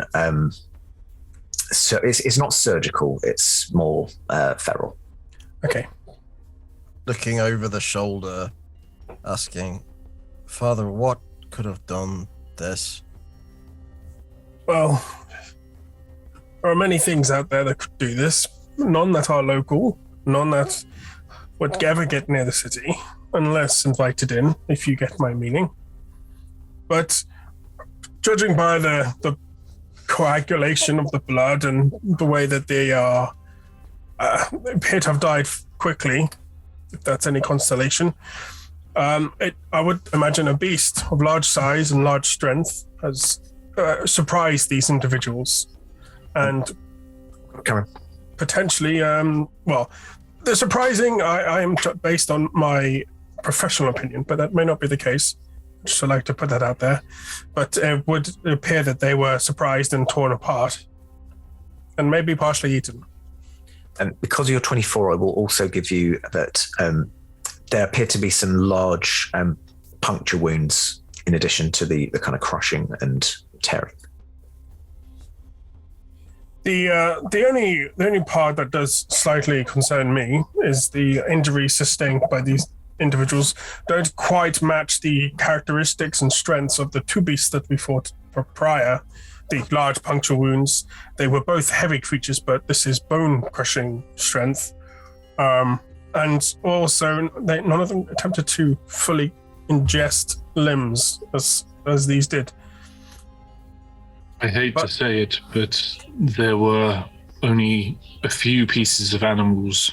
I'm sorry, Giacomo, but there were only a few pieces used for the creatures that we fought before. What of the rest of those creatures? What if one of them is an elephant type creature? Oh, the other halves. At least another 2 creatures. Who knows what else? Yes. But as I said, from my professional opinion, I would say that they were surprised and therefore not the perpetrators of the crime of releasing these upon the city. So if these are your family, for now, they are less guilty in my eyes than they were prior. To be negative, we don't know that they didn't sell the animals to Ryan, for example, and then came back to clear things up. Or, again, sort of 1,000 yards there, maybe I sold them, maybe, and then they stabbed me in the back. Maybe this is my fault. You don't know that yet. I don't know it. But... True, but don't feel guilty yet. Rex's check was very medical, so if you wanted to look at the bodies themselves, their possessions, the disposition around them, allow another check. Yeah, I think I might now. Now I kind of, first of all, glad that they're not zombies. Also sad, But also, I think I will now try and identify them or see if anything comes back. Okay. What would that be? Is that history? Investigation, if you're rifling through the pockets and those pockets that remain, certainly. I got an 8, but I think I'm going to use my guidance. So I think that this is a suitable. So that's a D8. So that has now become a 10. And am I allowed to stack things? Is that too cheeky? No, I use one of my past life things. I think this is, and that's a 6. So 16. What's your D4 from me? I'll put the D4 in. Let's keep stacking. Let's stack it. These aren't temp HP. These are that's now 18. 18. You find a few things in mostly kind of shirt pockets, being as the legs are not apparent. Certainly for 2 of them. The one that does have you find that the usual, like a key, potentially 2 dwellings, that sort of thing. You do find one of them has a kit with a variety of paints that appear to be intended for use on the face. You find a folded up poster of the circus. You find a coiled up whip. Oh. And you also find another piece of advertising for the circus, this time displaying a couple of the other attractions, one of which you look at and recognize instantly as your own, with the name Alan Martine written underneath it. That is where we will take our break. And that is also handily today's anagram. So, Alan Martine, ALAIN MARTINER. And this may give us a bit of a clue as to some of Giacomo's past. I'll give the spelling again. ALAIN. Ignore that first L. I'll just start again. ALAIN MARTINER. And we will see you shortly when we return for the next half of a Viscous cycle.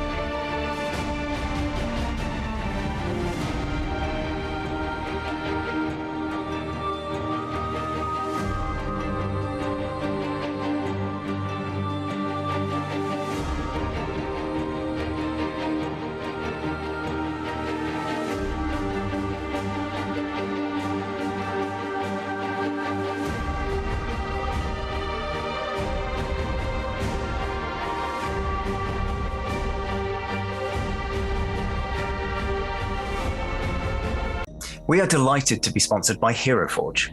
Hero Forge offers fully customizable tabletop minis with dozens of fantasy species and thousands of parts to choose from. You can see all of the minis that we designed for this stream in the overlay, and they animate when we enter the combat, so look out for that. Hero Forge are fantastic, so do check out the Pro membership where you can get premium access to features ahead of time and beta access to things, and all sorts of cool stuff that just makes your life a lot easier. And you can check them out at heroforge.com.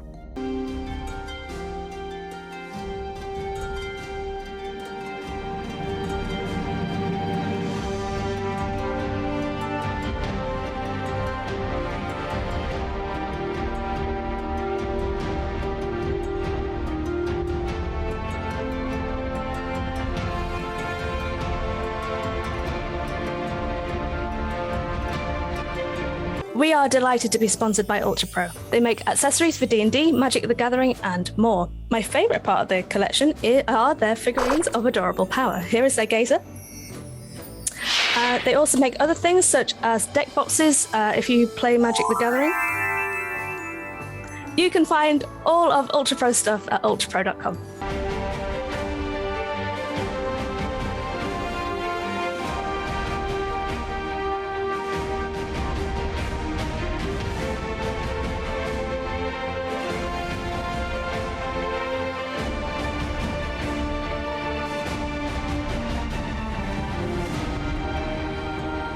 Hey friends, check out our new sponsor, Phoenix Dice, for a carefully curated menagerie of click-clack math rocks for your delectation.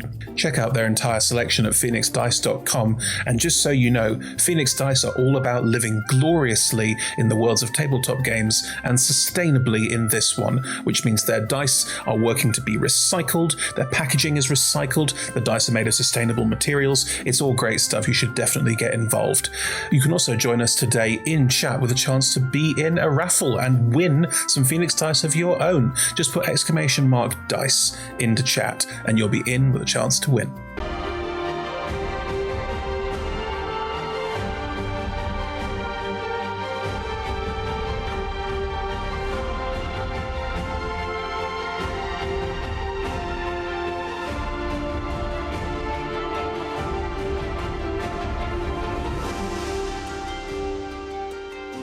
We're delighted to be supported by Idle Champions of the Forgotten Realms, a Dungeons & Dragons strategy video game that brings together D&D characters from novels, adventures, and multiple live streams into a single grand adventure.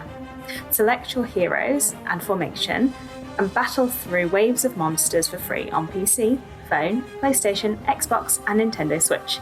You can pop ! Code into chat for a free Electrum test.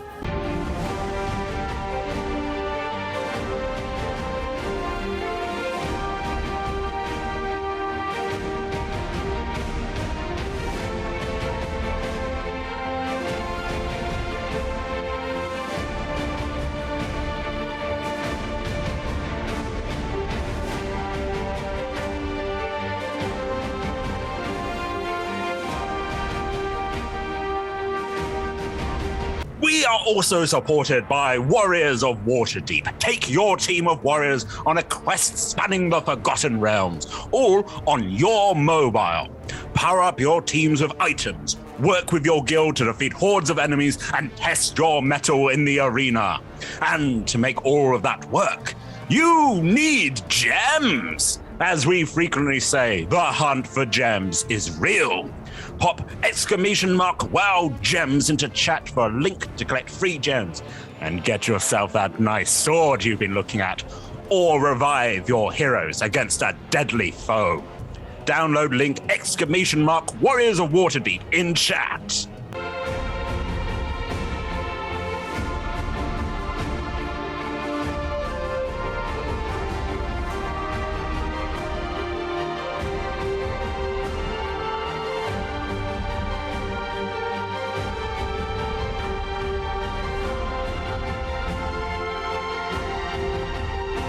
Check out our wonderful supporters Elderwood Academy, who make beautiful bespoke gaming-themed gear, including hex chest dice boxes, spellbook deck boxes disguised as bespoke ancient arcane tomes, and scroll and codex dice tower and rolling tray pairings.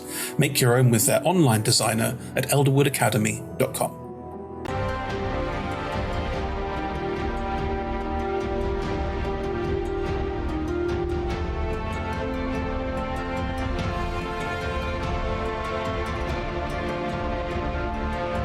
Check out our supporters at D&D Beyond, your guide to digital D&D. Make character sheets online, share them in a campaign, and track all of those tasty little stats in one easy place. You can use the Beyond app to track your characters on the go. You can also use their encounter tracker and archive monsters to run any smooth combat thing. You know what I'm saying? You're a DM. You've done this before. You know D&D Beyond is the place to go. You can also check out our character sheets and an exclamation point characters in Twitch chat below.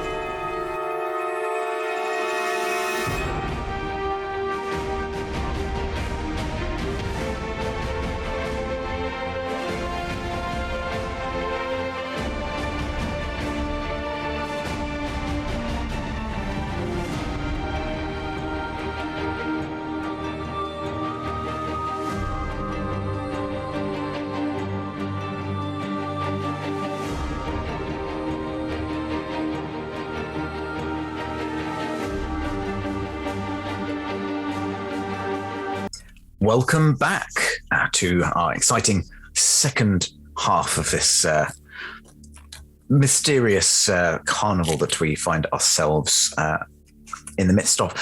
Before we do jump in proper, has anyone managed to solve the anagram? Don't be shy. Possibly. I've got several options, but I don't think any of them are actual. Also, I missed a couple letters off some of them. I had anti-alien, which doesn't really feel like that would be the thing. And I've got ailment rain.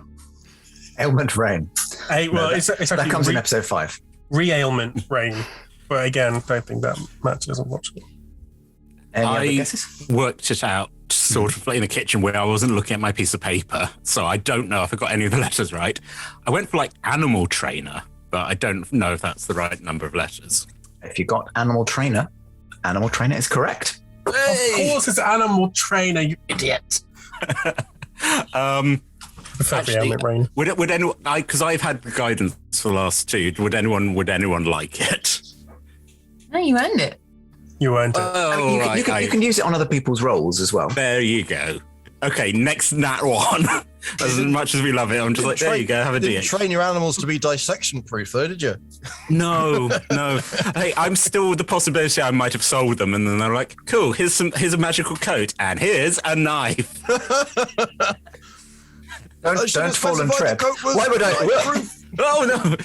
Because one of the patches is a knife. I'm like, oh, what a great coat. Hooray! Oh. All along, you think you've been murdered, but just one of the patches was loose on your cloak. Yeah. And you started running. Oh, I'm so happy I should do a cartwheel. And next thing I know, I'm awake in a ditch. I'm like, oh no. Must have been murdered. I'll be murdered. Right. Murders round here. Everyone's going to be murdered. Sorry, I just love Hot Fuzz. Greater It's good. an amazing film. Recommendations in chat. Yeah, Greater good. probably my favorite of the Cornetto trilogy, I have to say. I agree. Yeah. Yarp. Yarp. Yup. Yarp. The Hound. No. Yeah. Oh, sorry, D&D. Yarp. So, you are in the carnival, red skies overhead.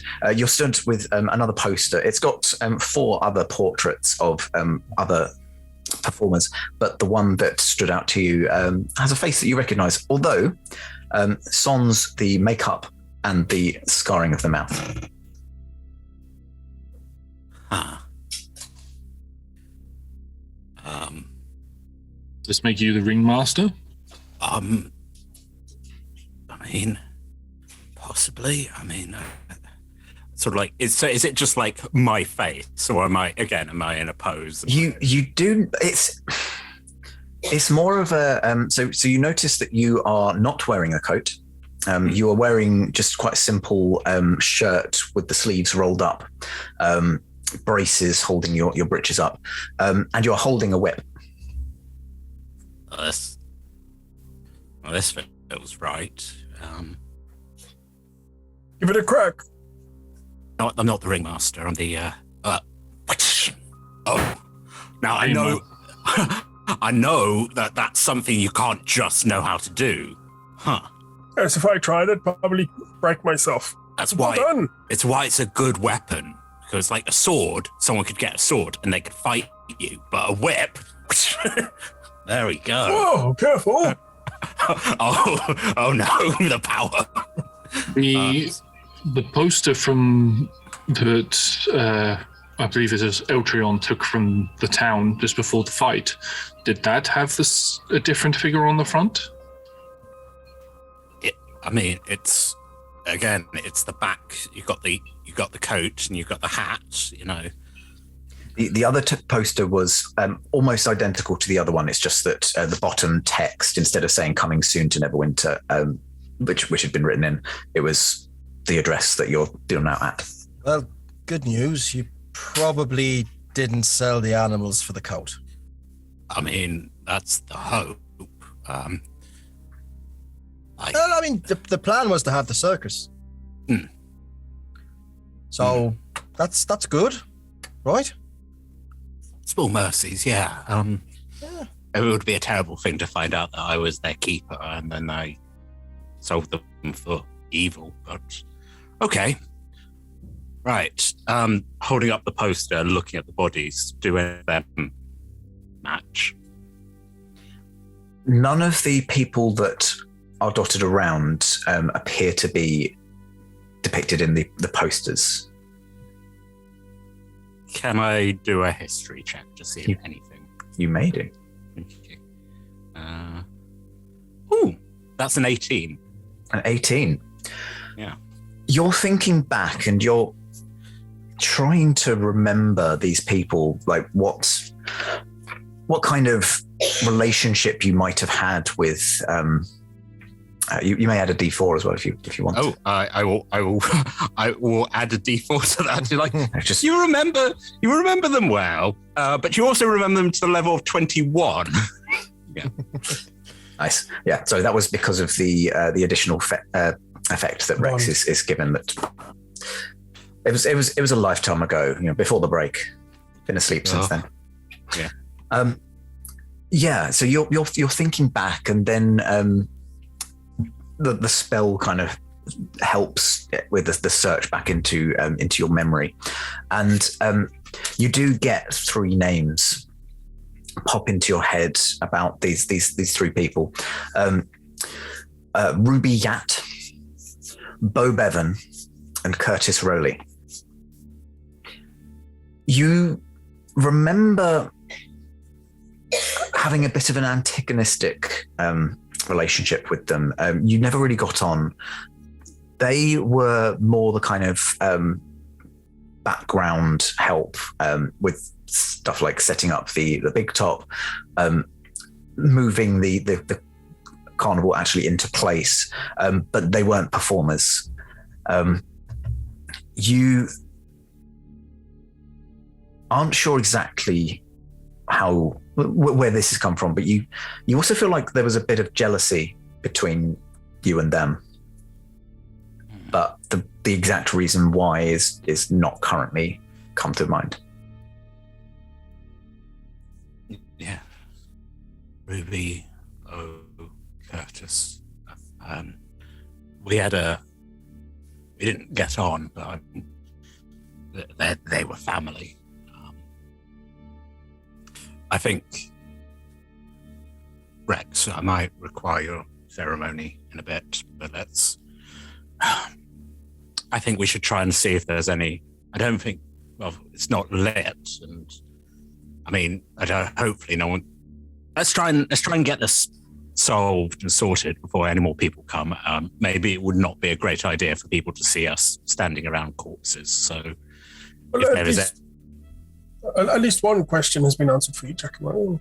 You did not kill a member of the circus to take their cloak and pretend to be one of them. You are one of them. So at least we have some anchor point now as to where you came from. And it looks like my name's Alain. Alain? Alain. I mean, I'm happy for you to keep calling me Giacomo. I mean, it's a name that was given. This is a name that's on a piece of paper. I mean, Giacomo is what you've been calling me for the last. Oh, we've only known each other less than a day, but up to you. Yeah. Sorry. Probably drop the whole river ditch thing, though. Just I think it fits. Giacomo, it is. Rex likes it, you know. Jackaboy.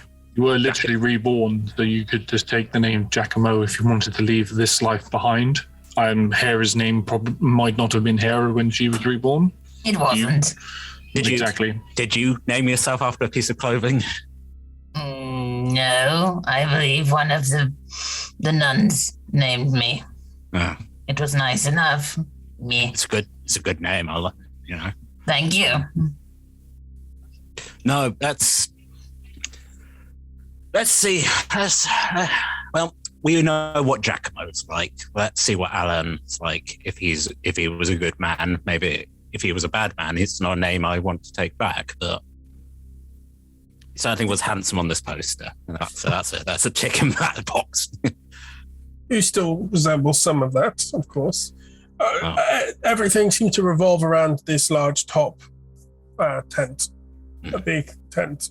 The big top tent. Is that our next port of call then in this? I would like to look around the floor, around the bodies, and go leading up away from where the way that we came in, to see if there are any tracks of any creatures or anything. Ranger. Survival, I believe, would be a tracking skill. So yeah, please roll that. Anybody would think I'm trained in this. Rolls a natural 1. Oh, did you? No, I rolled a 13 though. 13. Plus a D4. Oh, plus a D4, sorry. Yes, let me just do that. I like to think whenever you roll a D4, it's just like you catch Rex looking at you from the corner of your eye, like, oh yeah, look harder. That's a 15. As I look 15. harder. Okay.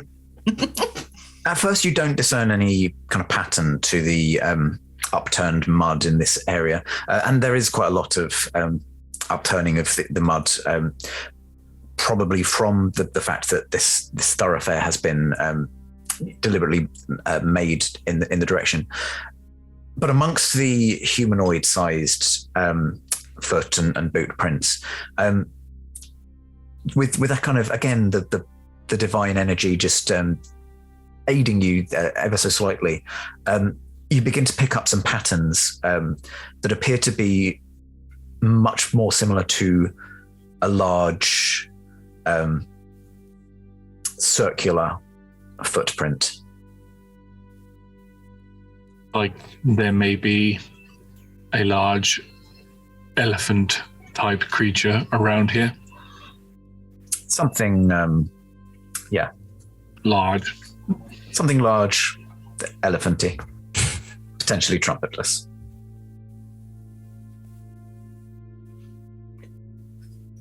Hopefully we'll see that coming, if so. Hear it first, I would have hoped. Ears open then, I guess. Yes. Elstron's just going to reach into his clothing and bring out a silver enameled case, open it, take a cigar, and offer them round to anyone who might want one. And if we're going into battle, I'd like to be prepared. I have about a quarter of my lung capacity right now. I'd rather not fill it with dreadful smoke. Neither should you, but of course, your life is your own. I'm unlikely to get lung cancer. So just eat it. When you've already lived Rude. 90 years, you sort of, might as well do a thing every now and then. Yeah. And just click, and the thumb, a flame just sprouts from it.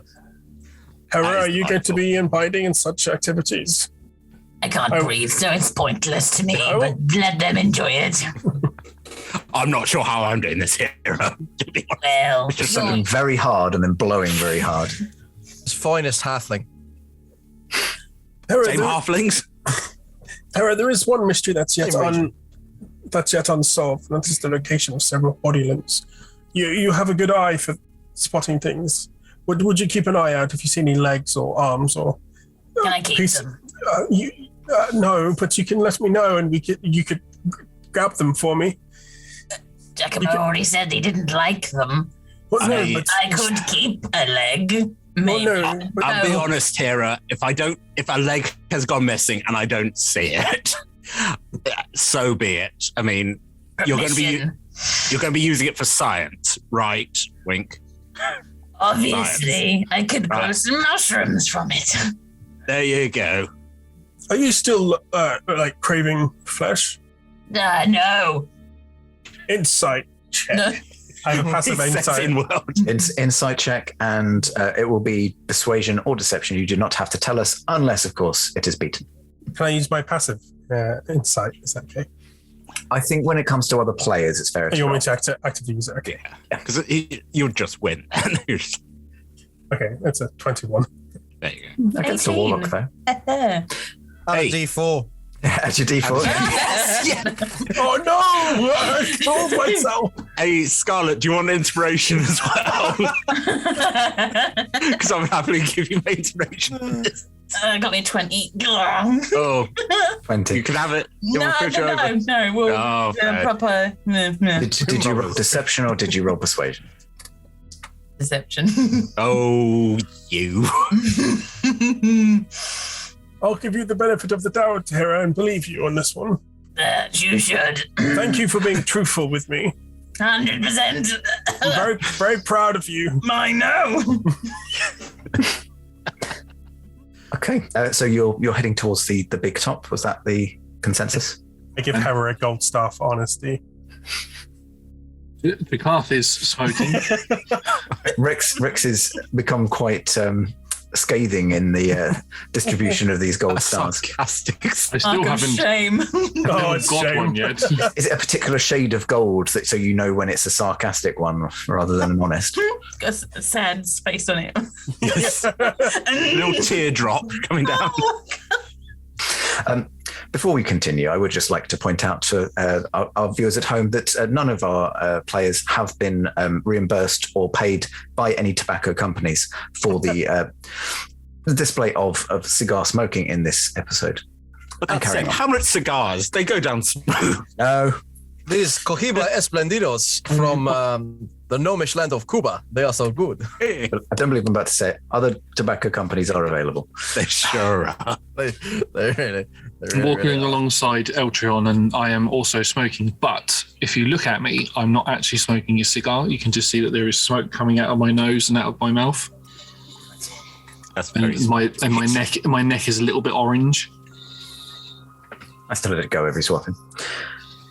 As you follow the direction that these tracks appear to be going, you've kind of scouted out the main thoroughfare and found that there's quite a lot kicked up around the area, which is you believe most likely to do with the destruction of the people whose bodies you had found. However, you determined that the most recent tracks are heading towards the big top. And are you being stealthy? Are you just sauntering up? I mean, we are smoking, which is a bit of a Rex giveaway. would be tempted to be cautious, so stealthy, although it's not stealth. If you want to stealth, you can try stealthing. Certainly, I'm not being too stealthy, but not being like overtly loud either. Maybe spreading out a bit, aware that something might be happening. But on the other hand, if we're being observed, I wouldn't want to give away that we're nervous about anything at all. I think we're being aware, being prepared for anything going out. Yeah. Okay. If you're not actively doing so, what would your passive stealths be? Like, how stealthy are you just naturally? 10 plus your stealth modifier. 15. 18. 11 with disadvantage, though. 12. 19. I think 11 is probably indicative enough of, like, you're not trying. This is just how loud you would necessarily be. So you're not making tons of noise, but you're not obviously being inconspicuous either. However, you do hear the sound of movement from inside.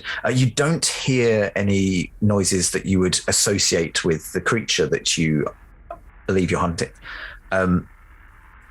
Jakarth and Rex, with your monstrous perception passivenesses, you swear you can hear a rasping sound, almost like an aggravated exhalation, but no noise other than that. You hear that, Rex?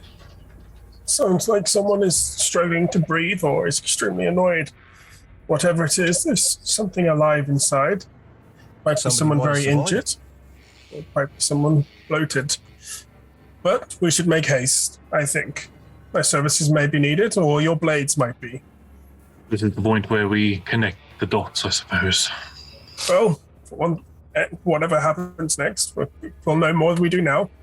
Someone sneaky, maybe stick their head around the door, just in case we're walking into something dangerous. Oh, not me then. I have an ability. I can do it once in a while. I can see through walls. That might be tremendously useful. You can do what? I don't do it in the privacy of the temple, obviously. I would incite that if it was not so awesome. Clerical Long John!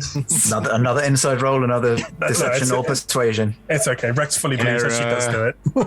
I mean, I'm surprised you didn't know about this, priest. It was quite funny watching you. No, I'm not going to finish that sentence. Now I'm just imagining Hera just like up against the wall, like literally just not hiding it. Just morning yoga is a very common practice. Against walls, obviously. Stretch against the wall. It's difficult to stand upside down without the assistance of a wall. I mean, maybe. Look through the tent and see what you can see. Let's not speak about what I do in my privacy, my own house. So what's this ability? Ress is blushing. Ghostly gaze. Mm-hmm. Once per short rest, as an action, you can gain the ability to see through solid objects with dark vision to a range of 30 feet for a minute. A range of 30 feet. Mm-hmm. The big top itself is quite large. It's much larger than 30 feet. So I'm more than happy for you to use it, but I'd probably say that with your you would be intelligent enough to know that 30 feet's worth of range, you're not going to see too much on the inside. Feel free to activate it and then kind of move forward as you wish. Giacomo, if you're better at sneaking, what if you help me sneak? I get closer and I beep. I think that's fair. Beep and sneak, let's go. Let's beep and sneaky. And the rest of you, I think, if you're just prepared, if we go loud, go loud. All right? Yeah, come on. Mm. With apologies for, you'd probably work out at this point that I might have been pranking you a bit, but activate speaking into your mind. I can do this. If there's an emergency, but you can't be loud, let us know. Again, you just hear a understood. And again, sorry for the whole pranking thing. I just go, I was a salami. It was kind of funny. You're a good boss, don't you worry. That was. While they are moving closer, I'd like to get into a position where I can sort of get cover over quite a distance just in case something does come out and I can try and get anything that tries to get to them. I think that, if you all need to prepare, I don't think we'll go until we're sure we can do an ambush. So just right. Are you ready to move in? Ready? Could you each please roll me a stealth roll?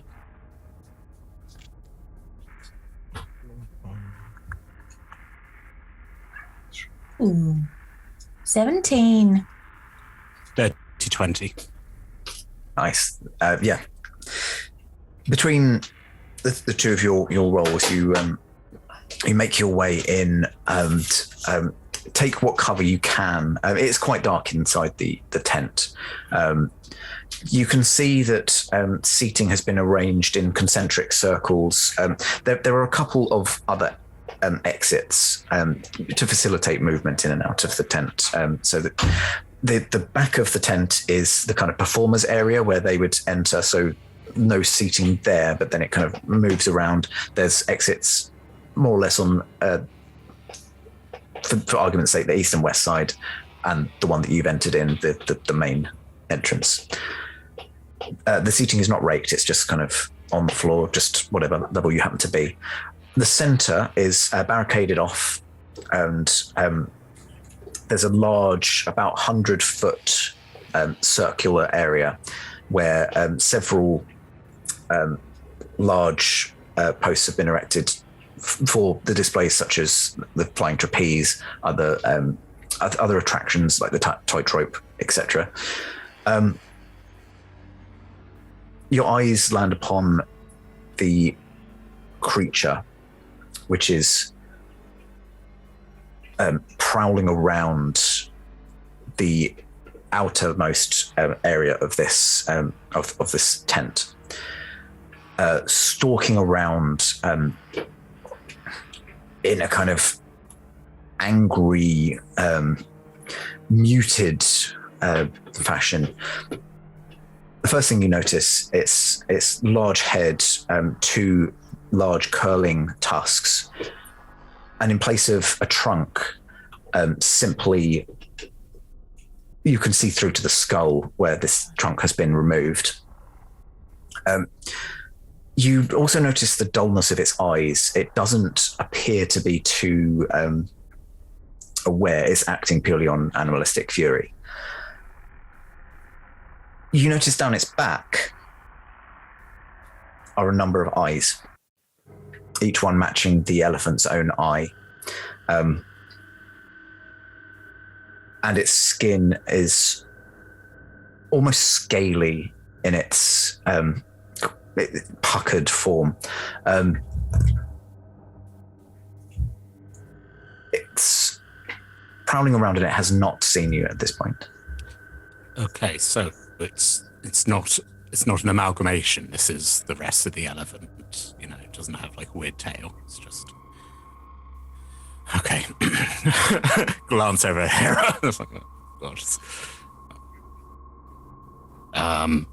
We found the rest of the elephant. It has multiple eyes. Advise.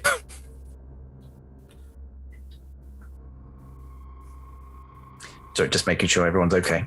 I know we don't like animal cruelty. No, it's okay. Yeah. So I messaged to Eltron using the connection. Oh, to say yeah. otherwise. I found the rest of the elephant. It has multiple eyes. Sounds like we might be on a mission of mercy here, gentlemen.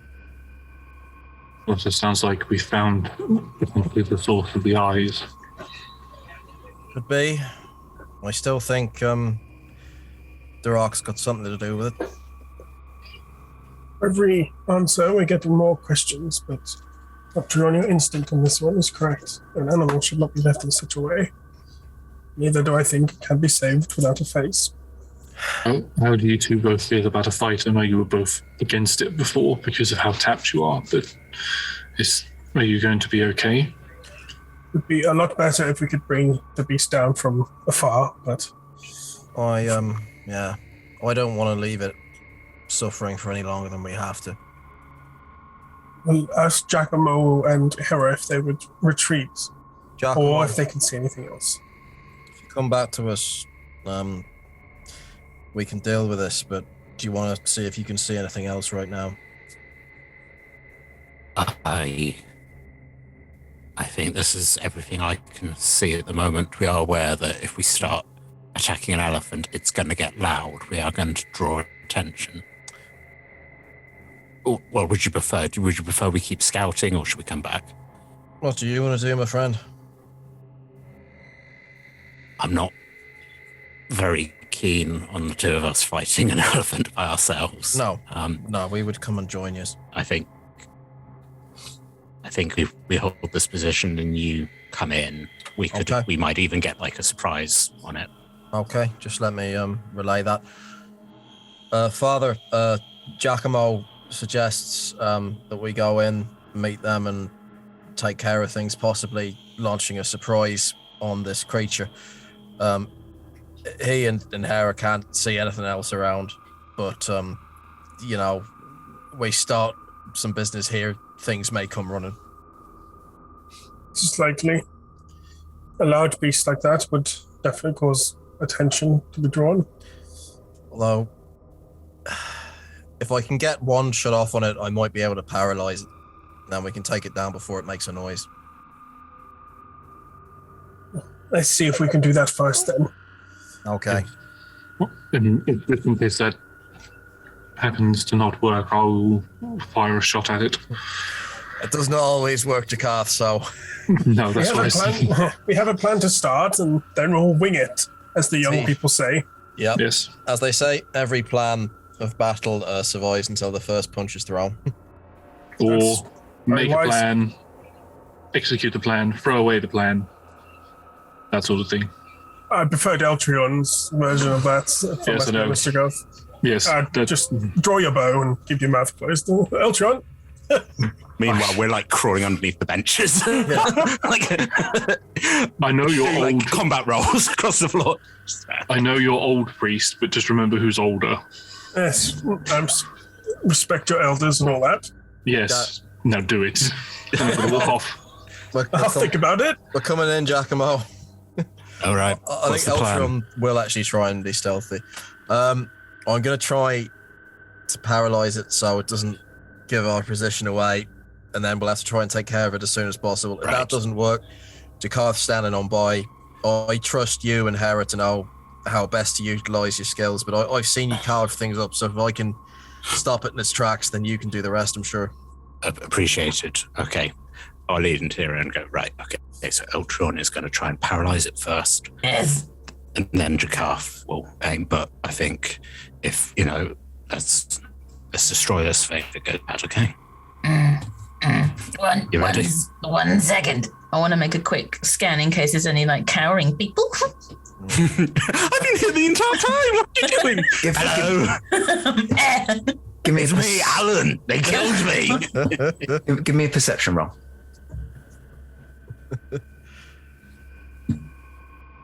Alan, what does the lights? Well, I got a natural 1 and for a 2. Natural 1 is a natural 1. You don't see anyone else, but you're struggling to take your eyes off of the creature in front of you. It commands your attention, and you can't let it out of your sight. I really want some of those eyes, though. I mean, take them.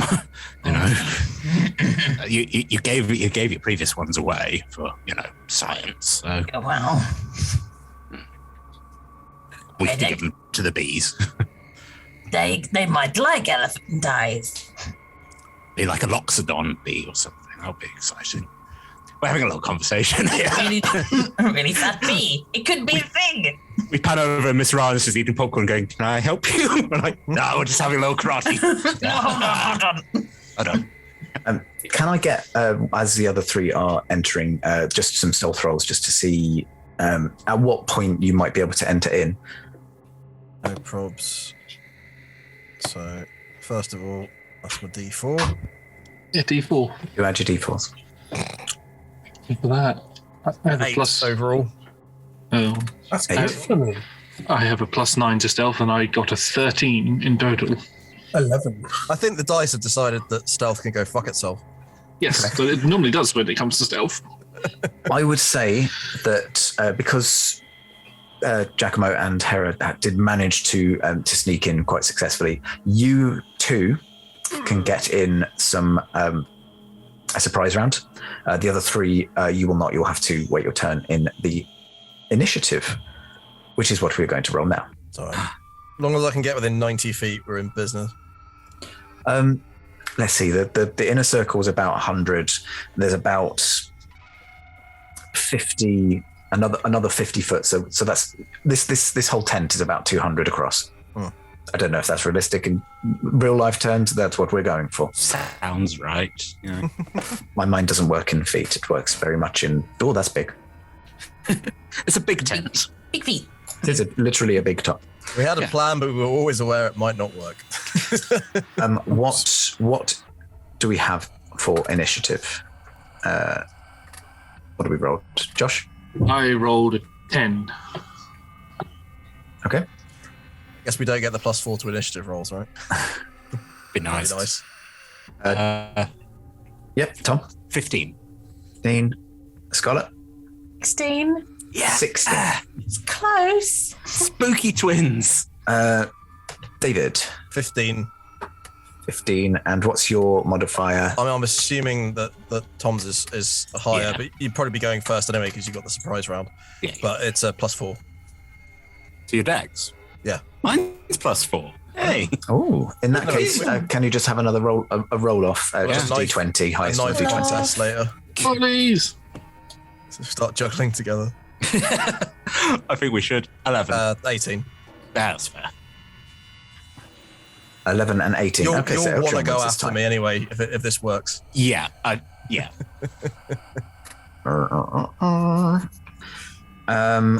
And Johnny, I don't think I got yours. 7. 7. I had advantage. How many attacks do you get, Tom? Just the one. But it would be an auto crit. Yeah, because it's sneak. Also, yeah, because I suppose I get my sneak attack, do I? Because it's it'd be sneak attack, auto crit. Be nice. Yeah, amazing. Sorry, just pen and paper, writing this down. Crit. Initiative tracker. Yeah, Does that? It does, but I I mean, in wasn't. fairness, I wouldn't have a first clue how to do it, so I'm not going to cast any stones from my glass house. And Damn it, Sean, why can't you do that thing that I can't do? why am I not? A better Magical. version of me, Why can't you be me? but better. Yes, I admit I did not build the encounter track for this one, but next week. Cool. We have a surprise round, and in the order,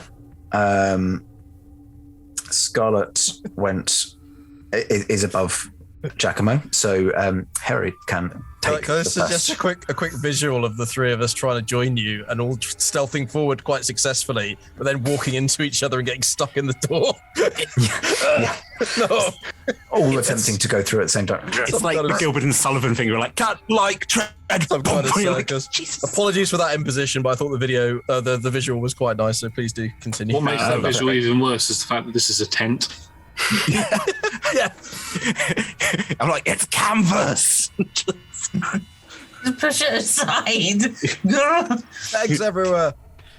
Hera, what are you doing with your surprise round? Well, we have to wait until the attempt of paralyzing, right? So You can hold an action. that's what I was. Yes, I'm going to hold an Eldritch Blast. Okay.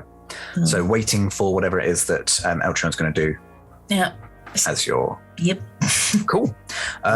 Just not to meta too much, but because it's a surprise round, that will be an effective waste of a turn because I won't be doing anything until your next turn. So it's obviously up to you. If you'd rather just not do anything, that's fine. But I wouldn't want you to lose out on it. I think we could do damage, and then that makes it easier. Oh yeah, it's not gonna. I mean, if you bring it over towards you, then that's gonna be helpful anyway because it means I'll be in range. So yeah, it's not gonna hurt. But obviously, play your character. I just didn't want you to miss out on a turn if you didn't mean to. You say it's not going to hurt, and then we cut to us just being flung into the air. Oh, it's not going to hurt me. It's not going to hurt the plan. Sorry, I should be more... Both going different ways. Very much more specific. You said this wasn't going to hurt contextually. Given that in mind, what would you like to do? Okay. I'd like to try and sneak a little closer. To try and... I could... Okay, hear me out. I could ping the tooth that I have, make a noise like it looks in our direction and tries to start stomping over. Okay. Do you have a sling as well, don't you? I do. Yeah. Sling your tooth. make a weapon attack with your sling, but obviously the intent is not to hit the creature; it's to hit something else. So yeah, just to see kind of how far away you get it. 23. Yeah, you fling this tooth. You manage to get it so that the creature is not going to discover your location, but will hear a noise. Off to one side. Okay. So yes, mission successful. Just goes. Anything with bonus action? Just staying. Okay, Giacomo. As possible. Giacomo surprise. Giacomo surprise. Alan, as we... Alan! Alan! Okay, so... The elephant's looking the opposite direction to us, right? It's going off that way. Yeah, you're kind of off to one side. There's the main route down, and the elephant's heading off just like slightly away from you, bearing its flank. Kind of... Well, that's the thing. Like, if the plan is to draw it away, I don't really want to do an attack, which is going to make it go, hey, I'm going over this way now. Although I do want to do an attack, but... what would Giacomo do? What would Giacomo do? Giacomo is going to put this elephant down. You know, that's the... Sean, can I remember what the name of the elephant is? Roll me a history roll. This will be free. I'm not going to let you... This isn't going to take you out. The elephant wouldn't need to roll. No. It's a 9, and I'm going to use my past thing because I'm really. That's a 15. Do you still have your past things? Was it 3 between a rest? I think that's my last one. Oh, it's your last one. Okay. Yeah, the D4 as well. And the D4, so that's like 20. Stacks. Yeah. You can remember the name of the elephant. I'm afraid I did not have elephant names because I figured you might like to name your own NPCs. Fine. Actually, I've got 4 of these things now, so that's Trunkosaurus. Okay. So Trunkosaurus. Yeah. The irony being, her name was Trunkosaurus or Trunky. Now just Saurus. Just saw. No trunk. I pop out and go, I'm sorry about this, saw. Boom. So with the crossbow, that is a 15 to hit. 15 does not hit. You get my +4 to it. I had a D4. Did you use that twice? Oh no, that's the history check's not part of the turn. Yeah, it's not. It's a free action. So that was a free, so that's an 18. 18 does not hit. Once per turn. Or rather, it hits, but it doesn't do damage. You'd have to be a pretty bad shot to not hit the side of an elephant. Unfortunately, the elephant does not notice necessarily the damage that it's sustained. Feeling like alternatives to physical damage. Looking good right now. Duck back down. Giacomo, what's happening in there? Right, so Hera threw a tooth, the elephant's wandering off. I shot a crossbow bolt at it, and it's just got a crossbow bolt in its behind. Okay, that's probably been 6 seconds, but thank you. I love you. Love you too. Is that everything on your surprise round? I think, as I said, I'll use my bonus action to hide, so I'll just throw a quick stealth. Roll, please roll me your stealth. As I duck back down again, and that is a 21. You duck down. You are the knight. Someone who doesn't understand that low rolls are what you want in stealth. God. Yeah. Okay, so beginning the round proper, it is now the creature's turn. So the creature is heading off in one direction, trying to find the source of the noise, and is looking around. I'm going to give it an intelligence roll, see if it can find the source of the sound. I mean, it's quite good on the dice, but it's got a fair minus. It's a 14, so it's rooted around. It's determined that it's not a living thing, certainly not something that it wishes to exact its wrath upon, and is going to perceive the area, see whether it can spot anyone.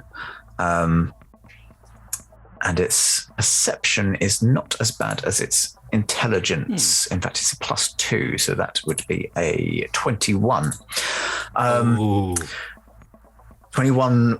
Did you roll 23 on your stealth? You rolled 21. I think I got 21. Yeah, so I need to beat it. I think you did. Yeah. You kind of you shoot the creature. It almost unfolds like Hera throws the stone, manages to distract the creature and send it off in the wrong direction. However, your bolt to the side has, yes or no, sound effects provided by Pumpkin, has alerted it to your presence, and it's got eyes all down the side of its flank. It notices you. And begins to swerve back around in your direction. I would say that it's not got enough movement to make it to where you are just on its speed, but it is going to use its action to make its way, and it barrels through the front rows to where you are, just indiscriminately destroying furniture left, right, and center. It is now in melee with you, but it has used its action, so it will not be making any attacks right now. I almost want it to be, if we could, but I sort of spring up and sort of hold it by the tusk. So I'm like, oh no, I'm in combat. Oh dear. Remember me, Trunkosaurus. Trunkosaurus, it's me, Alan. Never use the whip. I'm a good man. Oh God, I'm going towards his mouth. Oh no. You look down into its eyes, and behind its eyes you see no recognition. You see a very similar kind of look that you would recognize from the bloated, from the other infected that you had fought earlier in the day. This is driven by pure instinctual hatred. No. But that is its turn. So next up, Hera, you get to go again. You were stood right next to Giacomo, weren't you? Mm-hmm. So you are now stood right next to Giacomo and a large infected elephant. Oh, lovely. Sit. No. Okay, I'd like to cast Acid Splash to try and take out some of the eyes so it can't see as well. No problem. Roll your spell attack, is it, or is it a save? Dexterity save, I believe. Dexterity save. I will roll that right now. That is only an 11. No, does not make it. Gosh, splash them eyes. Roll your damage. Oh, my peoples. Papers. 3. Can I roll the D4 though? Can I do that or no? I think it's D20 rolls, isn't it? Johnny, the spell? Do you get the extra D4 on damage? No, just attack rolls, ability checks and saving throws. Damn. So it's 3. Okay. Splash up some of the eyes. You do see that the acid does linger on the skin, and the patch that you hit becomes raw and red, but it doesn't seem too fazed by it. It does, however, when the acid hits it, it instinctively flinches and its tusks wrench around. It deals damage. Well, it doesn't deal damage, so it makes an attack against Giacomo, who's right in front of it in response to this. It's fine. We always knew it was going to end like this. For a giant zombie elephant. But I rolled a natural 1. So it flinches, but where Giacomo is holding on to the tusks, you're kind of thrown around a little bit, but you manage to maintain your footing. I kind of let out like, whoop, hey, yeah. I'm like, I'll do my show now. This is the bit where she's gonna pick me up and put her on her back. Oh no, the trunk's gone. No. Oh, pop it. If anything else on your turn? That was your action, bonus actions? No, I don't want to go too far in case Alan gets injured. Kill it. They've sploshed it. Hera, if you can solve this, I'll be very grateful. I'm not going to leave you in this. It's okay. We cut back, my head's in his mouth now. I'm like, do whatever you want. Oh no. If there's no other actions on your turn, then it is Eltrion next. How far away am I, Sean? You had just entered in and you were making lots of noise, so it's come towards, I would say about 80 feet. You needed 90 feet, didn't you? But it's kind of come at a slight angle. I could have moved in a bit if I'd needed to, but I'm not going to get closer than I have to. The radius is 100 feet, so with the elephant coming into the thing, yeah, you're probably even closer than that, probably more like 40 feet. There's just a moment, Eltrion's kind of leaning on Jakarth, being like, don't let me fall here, buddy. And as you just get a sense of power being concentrated and coalescing. If anyone was looking at his eyes, you would see them just sort of glowing bright. And then a sense, you don't see anything, but you feel as if air's been pushed out of a line directly between Eltrion and the elephant-like creature. Mm-hmm. And it's, I'm going to cast Hold Monster as a heightened spell. Okay. So that's a DC 18 Wisdom save with disadvantage. Wisdom with disadvantage. Okay. 2 of your Earth seconds. With disadvantage, that is a 9, and then that is -2, so that is a 7. Awesome. So what happens now? I'll just quickly read the spell description for the benefit of those listening or watching. Mm-hmm. I'm assuming as well, because it's got the disease, it's not undead. Otherwise, that'd be very upsetting. But logic dictates. It is now paralyzed, but can make another wisdom saving throw at the end of each of its turns, and on a success, the spell would end. But it is paralyzed for the duration otherwise, which is up to 1 minute concentration, and sort of stumbling a bit, almost going down to one knee, but standing up and like, okay, take care of it. I don't know how long I can maintain this hold. And that's my turn. Noted. And it's only undead that it doesn't work on, correct? Only undead. Well, you are fortunate. It is not undead. Logic was like, if it's got the disease, I've not seen anything undead have this disease, so I was like, it's not lettering too hard. No. But equally, if you said it was undead, I wouldn't have held it against. Let's see how it treats the two of us, but no, it is in fact a monstrosity. So you are fine. Okay, and it can repeat at the end of each of its turns. Yeah. Yep. Cool. Just so you know, it's going to get silvery barbed. But... Fair. All right. is that everything on your turn? Bonus actions? No bonus actions. And I think I'm going to start moving up. Because is it raked seating? It's not raked, no. It's not raked. It's just flat. In Yeah. which case, just moving around the edge and just trying to maintain direct contact so that I can, for flavor, hold it in place with my Professor X. Other professors are available. Energy. Wop, wop, wop. Okay, well, moving down the initiative order, we have Giacomo. Oh, hello. Yeah. Nice thing about getting your own personal surprise round. Yeah. I think I will just stab it with the dagger.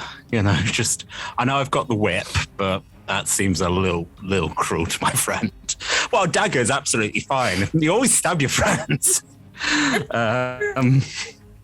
Okay, that is a 17 to hit. 17 does not hit. Is that including the D4? That isn't the D4. Got advantage, mate. I do. So that's first of all, that's either 19 or that would have been a 13. So yeah, 19. 19. No, 19. 19 just hits. Oh, that's a spicy meatball.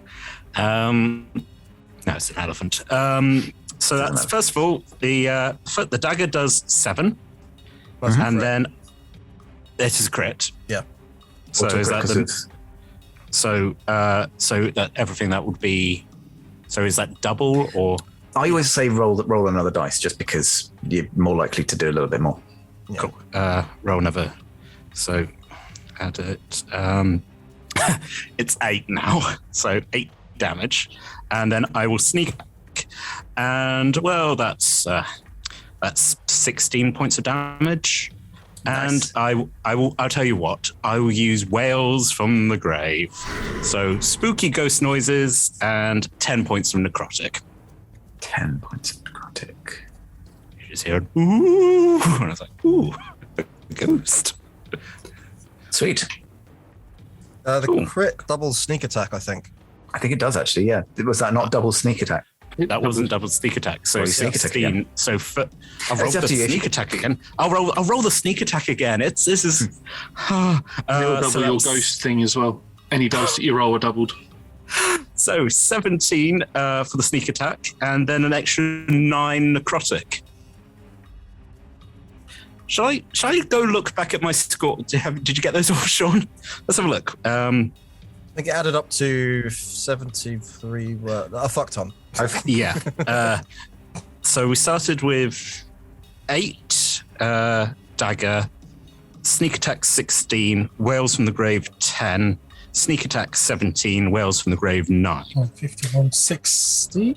I was slowly crossing it off. The last thing I had to do was just the final 26, which I've done in, I think it was 26. Yes. It was, and I've just noticed that there was a much easier way that I could have done that, but I'm not going to tell you because that would take away the fun. Yes, ouch. That did a lot. Just for one knife and like ghosts powering around. I'm like, I'm sorry. I didn't. This will be over. Again, looking into it, it's like empty. I go, this will be over soon, I promise. Anything bonus actions? Well, actually, the temptation to disengage, but spooky twins standing right here. Just there in your dress. Hey. Hello. Oh no, elephant. It is held until at least the end of its next turn, so you're not in any imminent danger. A disengage probably wouldn't be a terrible idea. With again, this is like the rules of the game. Like, I'd want to do something if it tries to attack. I know what I can do. I've got the bond. I will swap if it goes for Hera. I'll swap. But there we go. I'll step back. No, I will sacrifice myself for you. not Yes. for your pet. No. She could do the same thing for you. Both of us are too proud for that to happen. We're like, no, stop sacrificing yourself for me. It's just a chain of sacrifice. Everyone's downing Mr. President on top of each other. So yeah, I will use disengage, and that's my turn. Okay. Right. Next in the order, Jakarth. We have a held monster. I will make sure that Eltrion is stable, and I will begin to move forward. I just want to have a quick look at the creature to see how it looks. Does it look quite injured? Without I will give using you my action. No, you don't have to use your action for it. You're observing from a distance, so it will be perception. That is a 24. 24. Ooh. It's looking quite hurt. That last attack did quite a significant amount of damage while it was frozen in place. So it's a couple more of those, and you're probably not going to have to take too much more time over this. I'm going to look to the priest and just go, be prepared to light me up. And I'm going to move 30 feet forward, and I'm going to pull an arrow out. I'm going to pull it back, and as I do, for anybody who's looking, my eyes turn draconic, and I'm going to use my Apex Hunter / Hunter's Mark on it to mark it. I need to cast that. And then I'm going to attack it. Advantage. With advantage. Thank you very much. Sharpshooter. If you need it. Do I get the D4 on each attack, or just one? Once per turn. Once per turn. Okay, so just one attack. So that's a 26 to hit, or a 26 to hit with sharpshooter. 26 with sharpshooter will hit. Yes. Yeah. Okie dokie. So that is going to be this. And that is 13. Because it's a crit, so I need to roll another D8. Not a crit, I'm afraid, unless you rolled a nat 20. It's not. Yeah. It's not. Is it be within 5 feet for it to also crit? Oh, I thought paralyzed. You don't need to be within 5 feet. No. Unfortunately, you are correct, David. Yeah. You only automatically crit on a paralyzed creature if you're within melee range of it. Oh, easier to hit. Ignore that D8 that I rolled then. So that will be 13 plus. I think it's still going to be a lot somehow. Yeah. Hang on. Sorry, I'm just getting used to where all my stuff is on here. I mean, it's paralyzed. You've already got advantage on it. You could literally just stand next to it and fire arrows into it if you so wished. Yeah. Eltron will also feel Sharpshooter. Eltron will also feel the psychic energy come off of Jakarth as I use my Dreadful Strike. So that is going to be 13, 14, 15, 16, 26 points of piercing damage from the first arrow. From the first one. I love it. Yep. Second attack. That is going to be a 17 or a 11 to hit. 17 will not hit. Okay, and my eyes just narrow as I see the arrow ping off of it, and I pull 2 more arrows out as I use my action surge to attack 2 more times. Nice. With sharpshooter again. It's going 26. Natural 20. Oh. Yeah, -5. Natural 20. That'll do it. Natural 20. So now it's. Who needs auto crits? I can't do Dreadful Strike again, but I do get my Hunter's Mark twice. So that is 21, 24, 34 points of piercing damage. Jeez. And then one more attack. I feel like I'm missing something, but... Not the elephant. Oh. That's kind of sad. I was going to say, I'm still incredibly That is a 24 to hit. 24 will hit, yes. You're adding your Hunter's Mark damage as well, aren't you? Yeah, I'm adding Hunter's Mark, yeah. I don't think you're missing. That is 17, 27 points of piercing damage there. Nice. Yeah, you are... there was something I was missing, but it doesn't matter now. Go on, what is it? I would like to use one of my superiority dice. Oh. And I would like to do a pushing attack if it is large or smaller. It is large. Okay, so I am going to do that. So it needs to make a strength DC 17 saving throw. Automatically fails strength. Yeah. And I There you will are. push it 15 feet away from Giacomo. And I add an additional D8 to the damage roll.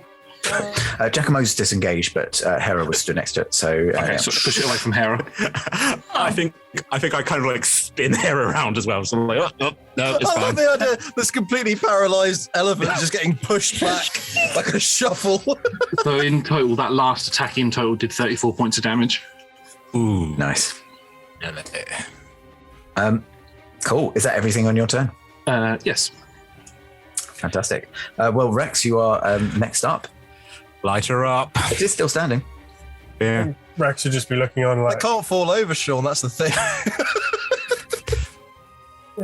Eltron, you are, once again, you have proven your value. Team effort, Rex. Team efforts, indeed. I mean, the creature, it doesn't look good, does it? Just from a Really glance. bad. I can sense its pain through the bond. I'll just hold my hand out. I'm like, I can't quite do as well as you. And I'm going to try and just fire a ball of guiding light at it.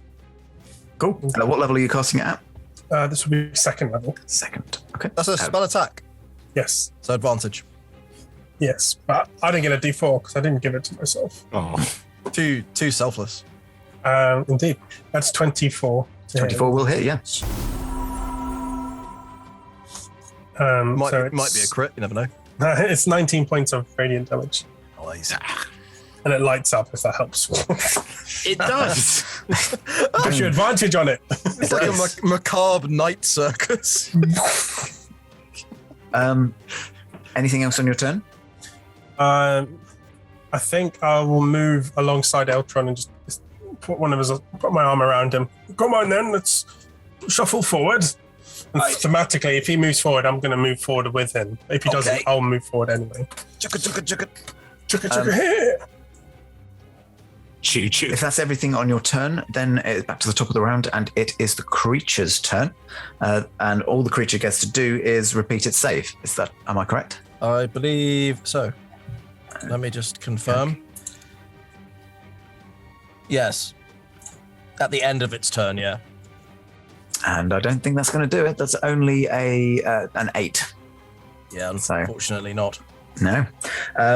Back down to Hera. You are now 15 foot away from the creature that has been shoved backwards with the percussive force of 4 arrows in its flank.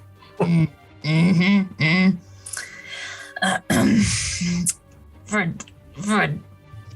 an elephant, is quite good on its feet. I mean, never mind. Looking back and like, yeah. Well, it's like awfully. I bet when it was alive. What?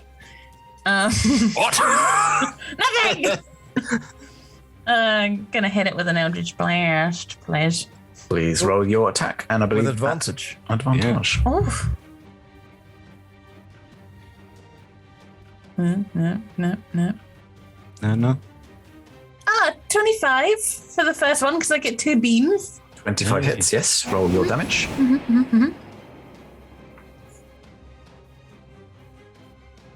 That's a CX.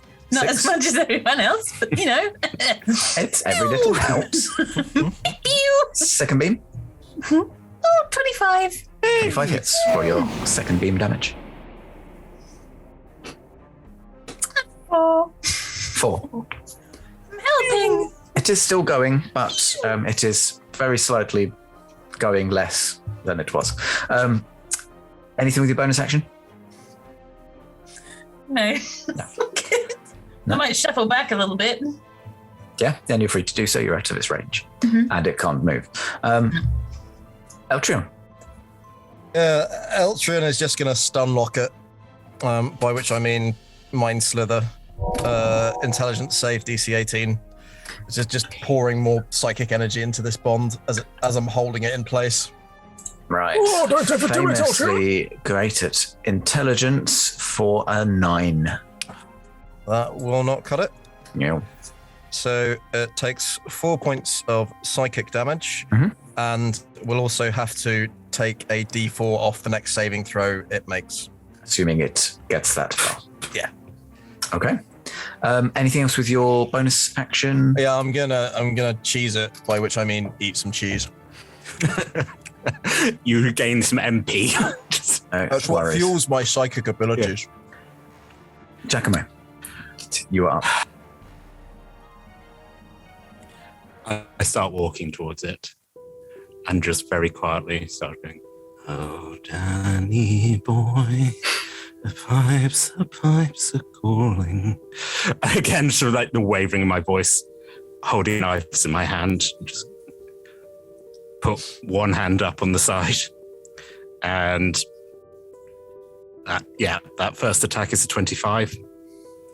And that, first of all, does 5 points of damage. I mean, this is... that was with advantage, was it? That wasn't with advantage. I better have a look. And you're right next to it as well, so yes. It's an automatic critical hit. Well, okay, so that was the 5 and the 8. So first of all, that's 13, and then I'll just sneak attack, and that is 14, and then add 16, so 30 from the sneak attack. Yes, you humanely, as humanely possible, you put down this creature. With that one attack. It's delicate. It's as humane as I can. And then I can't remember all of the song, but I'm trying. And Holt is stroking. Just okay. Eltron becomes aware that at this point, it's mostly your kind of psychic effort that is keeping this creature on its feet. At this point, it is no longer stood of its own. It's no longer maintaining itself. I will release it and sink to one knee, just gathering myself. I'll, follow you to the floor and hold on to you. I'm also on one knee as well, so mirroring. Just it never gets easier. You okay, boss? Yeah, will be. Okay. All right, yourself. That can't have been easy for you. She's in the better place. She's with her family again. Aye. Sylvanas guide her steps through the forest in Sylvanas. Well, make sure it's dead.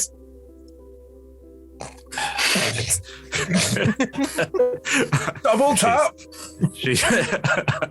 Yeah. She's dead. Hera, do you want to do what? Do you want to salvage? Maybe when you're not here. I'm appreciated, but it's for the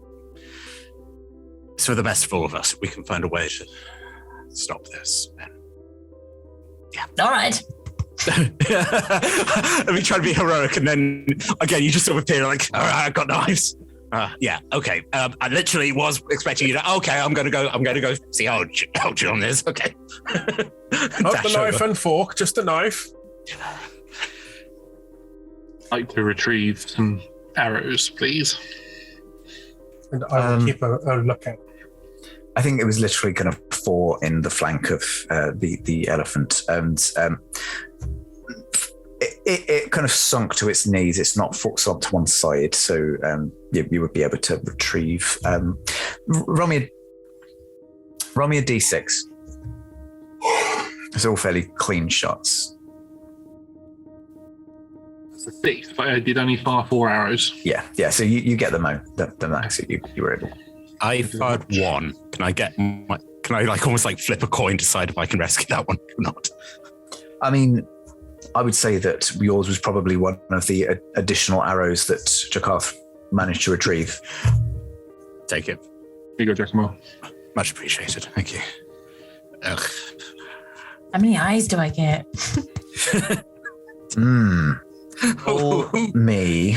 So there's a few kind of places that they're not on its flank. They're not placed in such a way that they, would have naturally developed. They're obviously part of this this plague that's just developed it out of areas. Please roll me 2d20s.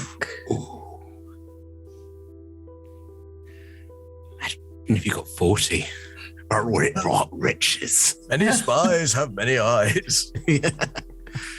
21. Hey. Yeah. Smack dab in the average. I think that's your average thing. Yes, you retrieve 21 eyes. There were a few more, but the first couple you kind of attempt to retrieve, but you're not satisfied with the condition of it, so kind of spoiled. But yes, 21 eyes. A variety of sizes. A few of them are ripe tennis ball sized ones, for those who know what a tennis ball is. Bee sized. Optimal for bees. Others are kind of range in size from kind of marble-ish and everywhere in between. Do they look any different from the other eyes that I've seen? I know I collected tiny little ones, but do they look weirder or anything weirder than eyes growing out of an elephant, Faerun? These eyes are very... the eyes that grow are particular to the creature that hosted them. So the eyes that you got were mostly humanoid eyes, or kind of, elven, human, dwarven, the typical humanoid that you would get. One or two were slitted eyes, as if they'd grown from a tiefling. These ones very much match the host creature, so the elephants. Okay. Let's quickly pocket them away. Maybe a few vials of blood as well. Here. I've got my vials. I've got a couple. I'd say probably 4 vials. I'm terrified to know what on earth you're going to try and use this for, but 4 vials. Science. Science. It might help with the distillation of a cure. Or a really delicious snack. One or the other. I didn't hear that. No, I didn't know. This is obviously limited by how many vials you have on you. So, 4. 4 empty ones that you managed to retrieve. Lovely. Giacomo, do you know of any other creatures that the circus kept that we might bump into that might be infected? Let me think. Seals, possibly, but they're not particularly. Actually, they can move at quite a pace on land. I suppose if they got into the water, we are near a river. Actually, so I'll get the second poster out, the one that showed some animals. So tiger, lion, gorilla, elephant, seal. I think that's everything. You've not bumped into a gorilla yet. Well, we've met. Bits of one. The front half of the gorilla could be somewhere. I'm gonna roll history just to see if there's any. I think we established that you used all of your reborn traits. Yeah. No, this is just By default. Okay, that's 18. I'll use the D4 as well. 21. So this was to try and remember some of the other animals that may have been okay. Yeah. So as you're thinking back, you remember obviously the ones that you'd seen visual reminders of in the posters, so the lion, the tiger, elephant. You remember that there were a couple of zebras and other normal horses. You remember the seal, snake. You also remember there were a number of pigs. There was a fairly fluid number of rabbits that were kept for a variety of magic tricks. There was a giraffe. There was a reindeer. Oh, I mean, smaller animals like pigs, rabbits. We had a giraffe. We had a reindeer. We were quite the menagerie. Oh God, how tall is a giraffe's neck? How many eyes could you fit on that? We need a quicker way to be able to see if they're here. I'm going to move over to the center of the... with this being a big top, is there a pole in the center that extends up to the very pinnacle of it? Yes, there's very much a center mast, for want of a better word. I don't believe it is called a mast, but these are not things I googled. Is it quite thick and sturdy? Yeah, it's very thick and sturdy. They've clearly kind of dug out an area, a decent sized pit in order to. Actually, you know what? This is a magical world. It's probably actually just like a portable hole. Yeah, portable hole. Boom, boom, done. So they've kind of stuck this 10 foot into the ground using this hole, and it is pointing very vertically upward. It does have handholds, footholds for the use of ascending it, should you wish.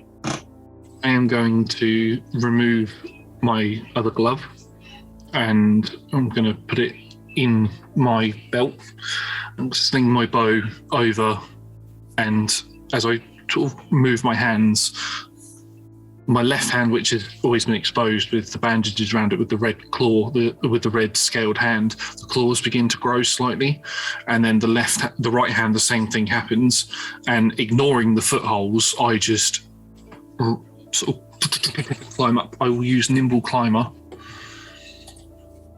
which is an ability I have. No, it's a racial feat. Nimble Climber, I have a climbing speed that's equal to my walking speed, and I will move and dash to get right up to the top of where the tent is, where the tarpaulin is. Once I get there, I'll hold on, pull out my hunting knife and cut a hole through it, pull myself out, and then what I want to do is I basically want to look over the entire circus area to see if there's any animals or an animal area. I mean, it actually wouldn't be necessary to cut a hole, because the way that the big top would be raised would be they would have the kind of central ring, which is then hoisted up with pulleys. So there is a space between the circumference. Is everyone else's knowledge of this coming from the film Dumbo, by the way? So there is a kind of gap that you could get through. It does have an extra tarpaulin over the top to prevent rain from just flowing down the mast, but easy enough for you to just kind of peer out and use the ring as well as a way to stabilize yourself once you do reach the top. Don't worry, that's my tent. He does do that. What, climb things? Climb things nimbly. He calls me weird. I mean, I don't want to be rude here. You just cut 21 eyes out of a dead elephant. It's a little odd. For science. For science. Yeah, and I will look around the entire site, trying to see if there's any roaming animals around, or if there is a location where the animals would have been kept. Mm-hmm. I would say that you can roll with advantage because of your vantage point. Perception, obviously. The looking around skill. That is a 27. Hey. Blimey. Yes, with a 27, you're peering out and you've got a perfect view of this whole kind of carnival area, and you can see all of the attractions, not in great detail necessarily, but you've got a great point at which to look around. You don't see any other animals as such. Again, you can't necessarily see tracks from where you are, but you can see the turned up mud and grass that would indicate that a large number of beings, creatures, had potentially been ferried off in an easterly direction. Out of the corner of your eye, you do see a flicker of movement as a humanoid shadowy figure darts from one attraction across the thoroughfare and in another direction. You can see from your vantage point the they appear to be heading towards a set of attractions that are large carriages, have been kind of pieced together. You can't quite read what it is from here. Okay. I will ladder style slide down with my claws scraping down the thing as I go, and as soon as I land on the floor, the claws retract back. I shove the glove back on as I'm moving. I'll draw the bow and I'll go, there's a figure out there moving in between different attractions trying to make their way somewhere, and there's other tracks that lead off to the east. I think possibly tracking the lone figure on its own. It could be Ryan, so we need to move. Do you want to track him, or should we all go? I think we should all go in case there's another fight. I mean, Eltron, have you had a rest? Do you feel better? Do what I can. I trust Jakarth's judgment. Don't be a hero, okay? Just don't. We need you for. It's not my style, Giacomo. I mean, Alan. Hey, whatever you want, boss. Right, let's go. Are you heading out to try and track down this figure? This figure, yeah. As you exit the tent, you look around, get your bearings of where you'd spotted them, and quickly pick up the trail. Everyone following along? Mm-hmm. Yes. I think I'm also dash, because you can dash. I'm using my bonus to dash. I'm always keeping pace with you, running after them. Cool. So I suppose is Jakarth able to dash with a bonus action, or is Giacomo outpacing? I guess that's the thing. I'm too excited. Double dash. Double dashing. If Giacomo's double dashing, then yes, he would be in front of me. Yeah. You do realise, as Giacomo kind of quickly gains speed, that Giacomo's going to make it before you do. You get to the main thoroughfare. You identify the attraction that you'd seen them disappear around the corner of. Quickly spy around and determine a path that would take you to where they are without having to literally retrace their steps. And relay as much of this as you can to Giacomo as he paces on ahead. As you turn the corner, you see that you just catch a glimpse of a foot disappearing into the attraction, which just says Hall of Mirrors. Oh, I'm running into that. Here we go. As you run into the Hall of Mirrors, instantly your senses are overwhelmed by the multitude of reflected images, a number of them distorted by the concave and convex surfaces of these mirrors. You look around trying to catch a glimpse. Give me a perception roll. Ooh, nice. That is. That is a nat 1. A natural plus 1. 4. Yeah. I'm tempted to use my guidance, but I think it's funnier not to. Let's get lost in some halls. Natural 1 is a natural 1, right? Yeah, there's some things I can do. You're overwhelmed. You just, your vision is taunted by multiple reflected images of your own face, made grotesque in ways that you hadn't imagined, as they kind of weave in and out of your field of vision. I've pulled the scarf down as well, so I think again, like, I'm fully seeing, and especially having seen the poster, the living version of me, I think that's a psychic thing. Like, oh Lord, and also being even though you're not smiling, you have this permanent smile, just these taunting, laughing faces just leering over at you.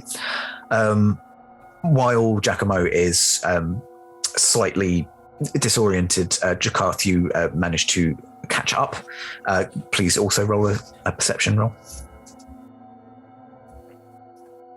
That's a 16. 16. With a 16, you're kind of trying to look beyond your own reflection, and you do catch, just going around a corner, again, a little glimpse of the shadowy figure. And you're free to pull Giacomo along and try and find them. Well, stop looking at your reflection. Quick, come with me this way, and I'll lead Giacomo in that direction. Mm-hmm. I would say that as well. Can everyone else is probably keeping pace with Jakarth? don't believe anyone else is slower. You're all about 30 feet of movement. So yeah, you're kind of fairly hot on Jakarth's heel. Can I get perception rolls from everyone as well? Just don't look at your faces.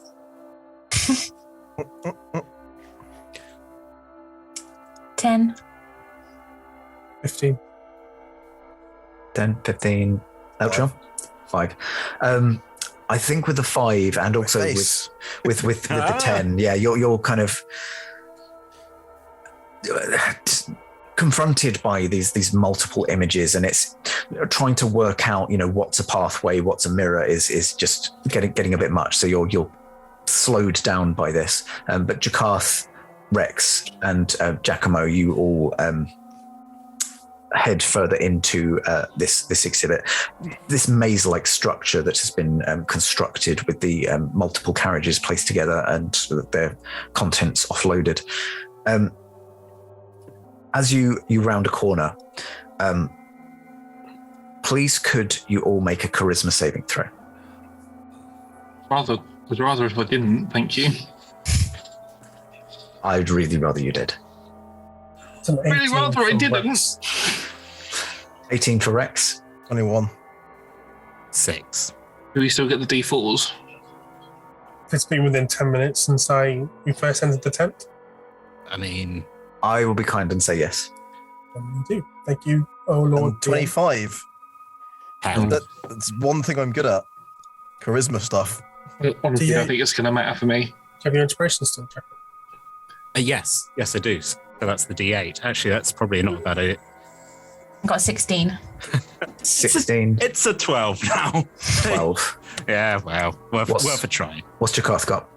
5. So 5, 12. Rex got an 18. Eltron was 20 plus.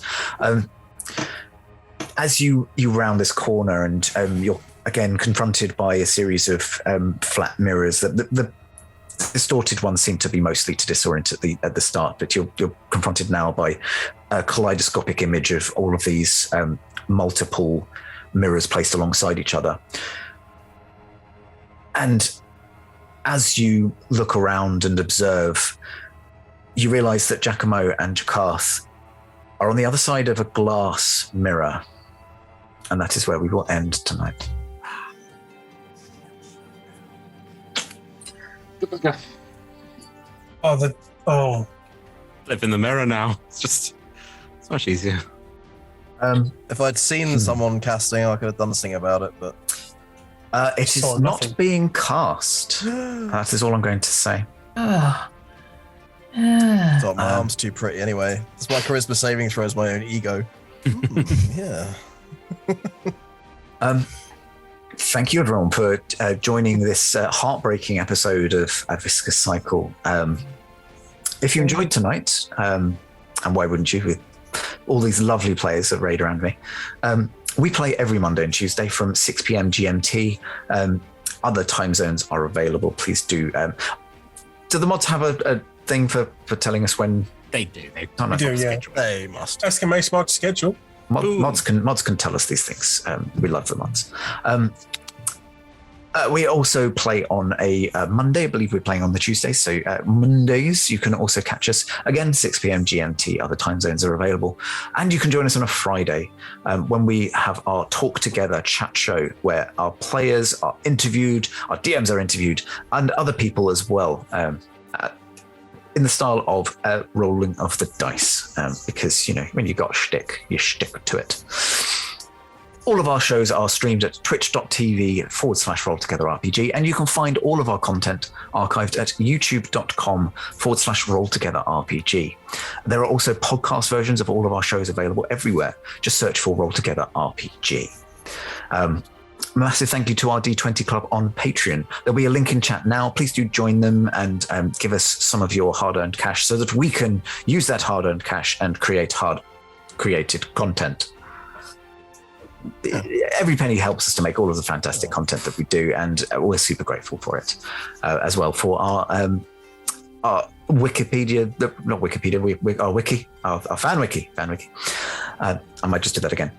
Additionally, for our fan wiki and our Discord server, which you help create the content for. So, this is all amazing and it's a fantastic community. Big thank you again to our sponsors, Hero Forge, Ultra Pro, and Elderwood Academy, and our supporters, D&D Beyond, Idle Champions of the Forgotten Realms, Warriors of Waterdeep, and Level Up Dice. And don't forget, we are all over the socials as Roll Together RPG. So, thank you for watching, and we will see you soon. Bye. Bye.